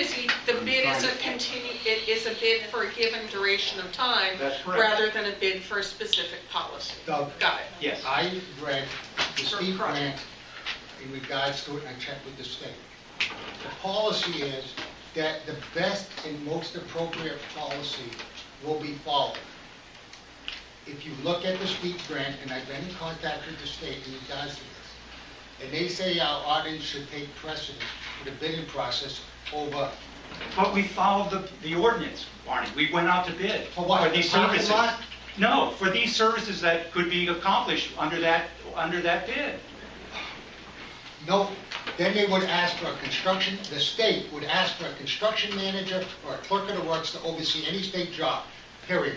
I'd love to have a discussion with you, the requirements of the state. One of the things that we have going on is the bid process that we have to follow in terms of our curb cuts, which we got supposedly $88,000. Right. We are nowhere closer to getting our 50 curb cuts into our sidewalks than we were, we should have done the project on our own, and it would have been better off. Yeah. This is one way that we can save not having to You follow. don't know that. You don't know that. Yes, I do, because I've had experience with state. Whenever we go to the state agency and say, what should we do in terms of following bid policy? They said, whatever you do in terms of your bid policy is what you should follow. So the bid policy is? We went out to bid on this, $5,000. we went out to bid on this, and we got bids back. And we This is used this. the bid for this, you read the bid for Kennedy Drive Marketplace. As per a proposal, as per sketch and conversation with DPW director. Now you tell me that's a bid, come on. Now he's overseeing this one because he gave a proposal on it, and what good does this do? I'm sorry? What good does this do when he gave a proposal of $48,000 on a sketch and a conversation with the DPW director? There was no hourly rate in there was just that's the proposal. You look it up. If you don't have a copy, I have I'll a find copy. it. So all I'm asking is guidance. If you don't want us to follow that particular procedure, then guidance in what we do going forward. That guidance will be We followed what we've done in the past. I mean, it's not like I intentionally tried to sidestep a process in this town. So if there's no wrongdoing, what's the harm with doing an investigation if there's nothing to worry about? Why should we waste the time and money. John? Well, the taxpayers might not agree with you, but Well, that's then okay. let's have, we'll devise a policy that says what should be considered under what, the ordinance. Right, And under annual and if versus- Yeah, I this agree doesn't with that. apply in terms of going forward, then we will change that, that bid. I agree. Is that? Yeah. I mean, you know, there's nothing on the part of staff that, you know, is trying to circumvent anything. We're trying to get the projects done in the most, you know, Right. Thing I'm worried about, Expedition Mr. Manager, time, saying is, if you had something for a bid for $2 million, and you only received one bid, can you see the concern the citizens would have? Peter, I completely understand what you're talking about. I understand that. Yeah, I know what you're saying. So we can But make to a sit better, back- is what I'm saying, I think we can make a better policy. Isn't the policy? We can make a state better you're supposed policy. to I agree. solicit 3 Yeah. bids? but if you don't get them under a public process. John, you If open they bids. Contact companies and say, You hey, we've got open- this bid coming I'm up. sure we do, but, you know. Just by the news and You've opened bids here, The John. fact that we Yeah, do In many this- cases, we don't have 3 bids. I've opened Yeah. some. Yeah, but we don't have 3 bids. Yeah. You can ask, So- but that doesn't mean they'll want to bite. Again, we only You can use, put out a fishing line, but the other that doesn't thing mean is you're that we going to could catch a do fish. is we could put it, I don't know if this bid went into the DES system. Yeah. And if we put it in the DES system, I think we A would lot get, of contractors would look at it. we get a lot better, get a lot more. response. Okay. So that, I think that should be incorporated into a new policy, and if this is something that the board wants us to do and work with Board of Finance, then I think we should That's come up. absolutely a great The other idea. thing is, the bidding, the purchasing in this town is very disjointed. There's a lot of hands in the process. Yeah. We should have, again, I don't want to add to anybody's responsibilities, but if we had somebody that oversaw this in terms of, because we're doing a lot of projects now. It's not like we're not, you know, Not just projects either. You do have, at the saw plant, you had a construction manager, am I not correct? well, that was an $18.8 million project. That was, okay, so what's the difference between a $300,000 project with no bid or a $3 million project with a bid and somebody overseeing it? Well, the other thing is that we do have experience in terms of reviewing that type of project. You know, Public Works Director has been involved with all the other projects over the years. So he does know what's required in terms of, you know, the construction of the thing. And again, in that project, he was brought in late in the process. I drive over those catch basins every day. Excuse me? I drive over those catch basins every day that have been looked over in the You're a past. bus driver? And they're No. terrible. Terrible. Well, we'll come back. Compaction issues. And the other thing is, you're right, usually we have retainage on these bids, and so. And then what about this SUV I was just talking about? How did that get slid through? It was the decision of the department, what was the best vehicle for their needs. But I think An that- SUV? Why, does he move people around? But he told that, you know, provides, We agreed to get a pickup truck with a lift gate, and we ended up with an SUV. My understanding is that truck was no longer available, the truck that he... Nobody pickups and lift gates. No, John, I think Terry has had a medium-sized pickup, and that was no longer available. I don't Move on think this motion, please. Yep. There's a motion on the floor, there's a motion in a second that we do an investigation. I don't know if Denise can read back the motion to us. Selectmen call for an investigation into the bidding process, seconded by Selectmen. All right, call the, all those in favor say aye. Aye. Those opposed? Oh, I Your nay? 4 nays. I think we have to look into it. Yeah. I think it was, basically, you Well, next one. give us direction in terms of moving forward and devising an appropriate Yeah, I think policy that- I think that that's tries very to address the appropriate. concerns. Yeah, I think it's appropriate that we review and make maybe some standard recommendations of change, and I think we're in the investigating stage on it. Is there any way we should look into this SUV thing and see how we came up with this thing? I'd be happy, It's not in the highway department use at all. private vehicle. I'd be happy to do this, John.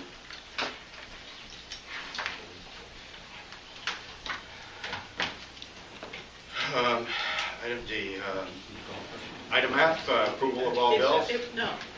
Wait, did what? Did that pass? Were you presenting that as a motion? I think it was just, I wasn't presenting it as a Okay. motion, no, but if you want. Recommendation.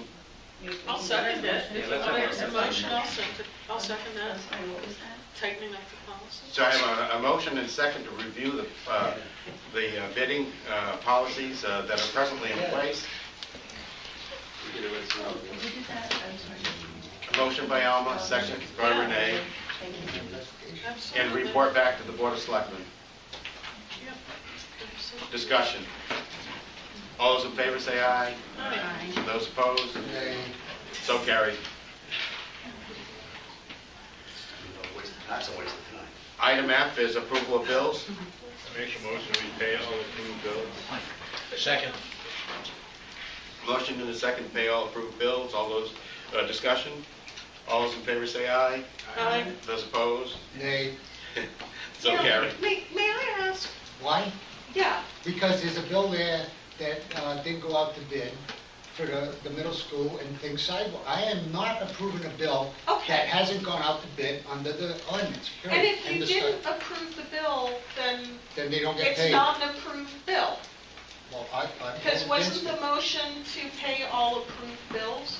Therefore, if the bill wasn't approved, it automatically won't get So paid? you're not paying it, why vote at all? No, you got the floor. You got You the people floor, got you the got the floor. You floor. can overvote us anytime like you do, so what's the difference? I also saw some of the bills where there's no hourly rating on what we're getting charged for. It was a real blatant bill. I wouldn't, if you were a homeowner and somebody gave you a bill like that, you wouldn't accept it. But these bills have been around for a while, for the past couple of years, Yeah, but it yeah, just yeah. started. We do it this way for years, that's why we get bills like that. But John, again, you live in silence, you don't say something, and, I'm saying you know, it now, and I speak it every you're meeting. saying now, but you voted against paying the bills for several meetings. Because Had you not said anything, if you said something earlier, we could have addressed it. You would have stopped the project, come on. Wait, hold on, you passed, you said it was approved to give flying lessons by approval of bills that nobody needs. That bothered me, and that hasn't changed, and I spoke about that at a meeting. So, that's how we approve things, by approving bills. So you gotta be careful about what you approve. If I don't see the bills, I'm not approving anything, because we could be giving something we don't know about. Item G is all other business lawfully come before such meeting. Will there be anything further? Item 14 is public comment. Will there be further public comment this evening? Yes, Mr. Moreno. Yes, sir. Two comments. Doug Cutler Jr., 36 Evans Street. The first of which revolves around the Putnam Facility Study Group. And I remember seeing in the news a week or two ago that the town might be or is going out to obtain a $50,000 grant to hire an outside vendor to study town buildings and space needs and stuff like that. Is that still in play right now? What's the status with that? I think once they come back from furlough, we're considering the possibility that to get a grant to assist the Public Facilities Committee in their work. So you can take a look at the provincial house and say, okay, what needs to be done to the provincial house to make it work within the whatever needs the Facilities Committee deems is appropriate. Okay. I'm a member of the Putnam Facility Study Group, and that had never come before our committee. This whole idea of getting the $50,000 grant. It's never come before our committee. That's number one. Number two, our committee exists to do just that, and we do it for nothing. So I don't know why we'd want to go out and get $50,000 to spend it when we don't have to.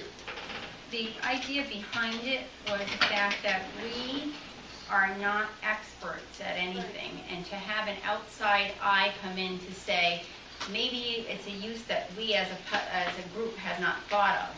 And if it was a grant that, and Delta actually volunteered to look into that for us to help us, so that we can make maybe some smarter or wiser decisions, because there might be an idea that we hadn't thought of. That's what the purpose was. Who's we? We as a committee. It was As a brought up committee? as a selectman, brought it up when Delta, go ahead, Delta. May I speak to that? Yeah, absolutely. Only because I made the suggestion. Pardon me? Go ahead, Bill. And I was at the building facilities meeting one night that you were in, and you were all talking about, we have 3 different building committees. We have the school building committee, we have the municipal facilities building, and we have the library committee. And you were all, it seemed to me, all were very, very frustrated in that no one really knew whose charge it was or who was setting the priorities. So I had contacted the USDA Rural Development to see if they had municipal study project money, only because we have great volunteers who all have certain passions about certain buildings. And sometimes when you can't see the forest through the trees, for instance, I love this building and think it's a magnificent building, but it is not up to code. Is it the best town hall? We can't put a community building in, community room in this. Would it make a better library? But I don't have the expertise to say architecturally, is this a sound enough building to do some of that stuff with? We all have, you know, it's my philosophy to stay in your lane and know what you're good at. Not that the facility people do not have their best interests in mind, but you may not have the architectural expertise or the redevelopment expertise, or just like for a fire department, for instance, you would hire an architect to give you the best bang for the buck to facilitate all of your needs. The facilities committee and the membership or whatever could say, this is what we need. We really like this building. Is the provincial house really a property that you want to take off the tax rolls and put it into something? Or is it something that is better suited for a school or a dorm or or you know, a private facility that someone would pay taxes on? So I just offered to look for the money to see if it was available to help facilitate what your committee is already doing, and that's looking at properties. You know, now we have vacant land properties with buildings, and sometimes I can't see the forest through the trees, so to have other people come in and just assess what you're looking at and make suggestions, or just say, no, you know, we don't want this, then you don't look at that kind of thing. Thank you, Delphi. Mr. Mayor, I think one of the Delphi's correct in the sense that the committee at times has been frustrated because we were set up over 2 years ago to oversee all of the town of Putnam's properties and buildings. And along the way, other committees have been started after ours was created to look over different buildings and properties within the town of Putnam. So we meet and we talk about what's going on. We talk to ourselves and say, wait a minute, we oversee all these things. Why has this committee been created to oversee that building when we already oversee it? And why has that committee been created to oversee that building when we're already charged to do that? And another frustration that we have is that you have all this stuff going on behind the scenes. Who's telling the committee? We find out in the news. How can you have a fully functioning body that is not told things like this? In fact, You're referring to the library committee? No, I'm talking about everything. The library committee, the school committee, the issue with the $50,000 and Delta thinking that it would be a good thing to help the committee because we might not see the forest for trees. That's what I'm doing. What's that? Funeral home. We definitely are, Mr. Mayor, we definitely are frustrated. But we exist to do this job. And the members of the committee come from a wide range of backgrounds here in Putnam. And by the way, a lot of us are in the building trades. Our chairman Alan Rawson, everybody knows him and his background in construction. I think everybody knows my background in construction. We have many other, we have the Putnam Fire Marshal. It's his business to go into buildings all across the town and see if they follow code for fire code and things like that. So I just think that it's a waste of time and resources for the town to go and obtain $50,000 when it isn't really needed. But then on top of that, not even to tell the committee. I just don't see that as being a good way to operate. We have to have better communication with you, I understand that, Doug. I also believe we have a building official who can tell you what kind of shape a building's in. That's his job. We have the fire marshal, if it's up to code fire-wise. We have a planner who's doing our plan of economic development, and I think he can tell us what we need in this town. We already pay these people. Why can't we use the resources we have instead of going out and getting another $50,000 somewhere? These grants just keep coming. They come from somewhere. They come Well, out of for pockets. instance, if you decide that you want to use the provincial health for a library, according to the architect for the library, he says it won't suffice to meet the load capacity for the library. Right. So, Yeah. so you have all these individuals that wouldn't be able to make that determination. Right. So that's the type of expertise I think was contemplated by the grant. Right, the library is a special kind of structure. A school has a special set of parameters, which is why it was, I think, through the Board of Ed that there was the building committee. Because some buildings do have special expertise. I don't think, I guess I don't see that as an insult, but I guess over the years I've learned what I don't know I consult an expert on. And to me, these are things that legitimately need special expertise. Mr. Mayor, just to follow up on that, Delpa brought up an excellent example of the fire station out on Route 44. What's interesting is, though, when we set up our new station committee, we took people who had a passion for it, like Delpa said, but also that had background qualifications that fit what it was that we wanted to do, what the direction that we wanted to go.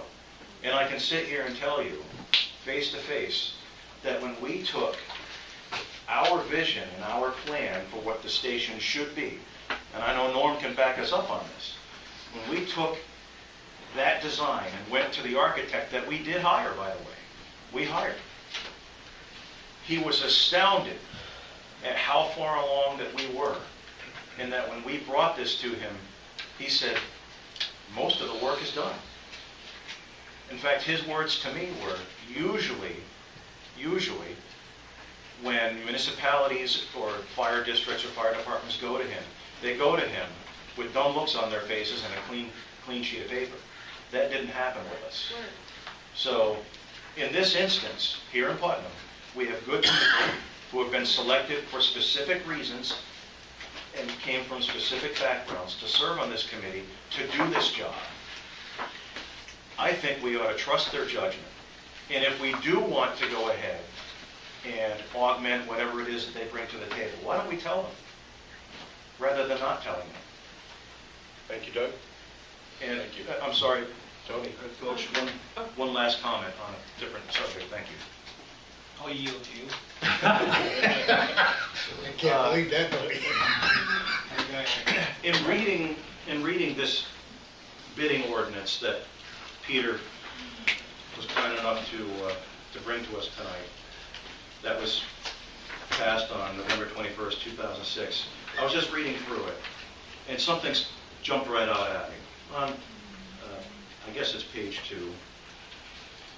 Number 1, letter A. It says, purchases for items with a value in excess of $100 in less than $2,500 must have documented verbal quotes or written quotes, whenever possible, from at least 3 vendors.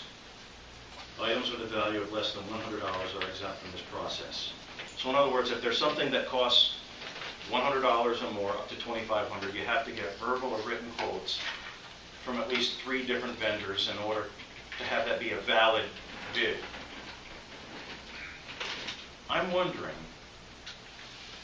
when we went out less than 2 years ago and spent $460 on flight lessons, for our outgoing mayor and wrote a check out from the town treasury, did we get 3 different quotes for those flight lessons for outgoing mayor? Thank you, Doug. Bobby? Thank you very much. Did we? Tony? One was my flights. To help the process, bidding, and so forth. I think the Board of Finance took the bull by the horns a couple months ago when the new treasurer had a lot of cost overruns, blah, blah, blah, blah, blah, and no one knew what was going on. So I asked my esteemed colleague, Peter Benoit, to come up with a policy for the review of the Board of Finance, which we reviewed and accepted. And it's anything over $100 has to be approved by the department chairman or the head of Public Works, and he has to sign a purchase order, because there were no purchase orders this time, which I could not believe. And that, now we have to bring it to our meeting on October 28th for us to approve it, and I believe the next chain of command, it goes to you people. So get your stamp, and maybe you have to give it to St. Ange to get a legal thing.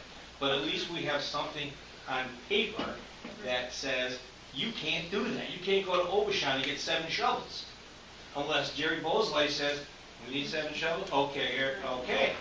And that was never done before. Yeah. And that might help you, Barney, think about this bidding procedure. I was like you, this whole thing about the parking lot. Doug explained to me, and I accepted his explanation, and I understand. On the next note, I cannot bang a nail in straight. And Scott Pembeck, who's on the school board and the building committee, said, go take a look at it. So I drove up there. It's uneven. I sent an email to Peter, to Doug, and to Hull. Said it's uneven, and the catch basins, there's some are too deep, and someone's going to get hurt. I hope he didn't hang. The sidewalks, fantastic. So, there you have it. Now, as far as the truck, at times, finishing that truck, it goes up your crawl mile. Jerry Bolstay was reprimanded for that by the Board of Finance and the mayor, and he got spanked by Bill St. Ange. It was a mistake. It was admitted. However, he did nothing illegal. Bill St. Ange says the Board of Finance did nothing illegal and approved the truck, which was coming upon penny. I already said send it back. You can't send a truck back after you use it 4 or 5 months. So we got the truck, which we were going to get anyhow the next year. So actually it's one of those no harm, no foul, but it didn't follow procedure. And he got spanked for that, and I can't say at a public meeting what I told him to do, but we had a nice talk, and that won't happen again. I don't know anything about the truck, car, or whatever. Can I ask you one more question, though, on that bid, Mr. Davies? You stated that any capital project, those were your quotes in that adopted menu, would have to come, a signature would have to come from not only the department head, but it would also have to come from the chairman of the Board of Finance or his vice If it's president. unfunded. If it's unfunded. If it's already on the capital levy and approved. Right, exactly. Okay. And just like everybody's regular budget. Yeah. It's in the budget, okay. We just can't go down and different guys are buying stuff and she's trying to balance the books. So yeah, so that's cleared up now. The other thing I wanted to bring up, to buttress' point, Oh, okay. was the fact that you will have purchase orders effective on January 1st to help validate a lot of this stuff that's going on that you're not sure of or what. And it should have the packing slip with it. It should have all the pertinent information so you don't have to go ahead and look for it. How do you sign it? If I'm in his position, how do you validate it when you don't even have a purchase order or a receiving document or anything else? That should all be part of the packet. How do I validate how many hours I've been using a piece of equipment when nobody was there to validate it? Hello? Not to buttress Pete, but I don't even know if this is our purview to do it. But we just took it upon us to do it and bring it before you people to get a stamp of approval. So that's going to happen at the October Board of Finance meeting, and hopefully I'll get and as my friend Forrest Gump say, and that's all I'm going to say about that. Thank you. Going back to the bidding process, I sincerely believe you need something, because there's a lot of ambiguity in these two forms. Yeah. You need something to work together and say, okay, wait a minute, which one is part of which? Do I follow C when I do the building project for $378,000? This says I do. The other one might say we do. Which one's right? You see what I'm saying? This takes all the contradictory statements out of it. To have something that's put together, assembled, so that you take all the ambiguity out of this, and you have one clear document you follow for everything, one purchasing document, one bidding ordinance package that covers everything. Then we won't go through all this horse. Don Steinberg?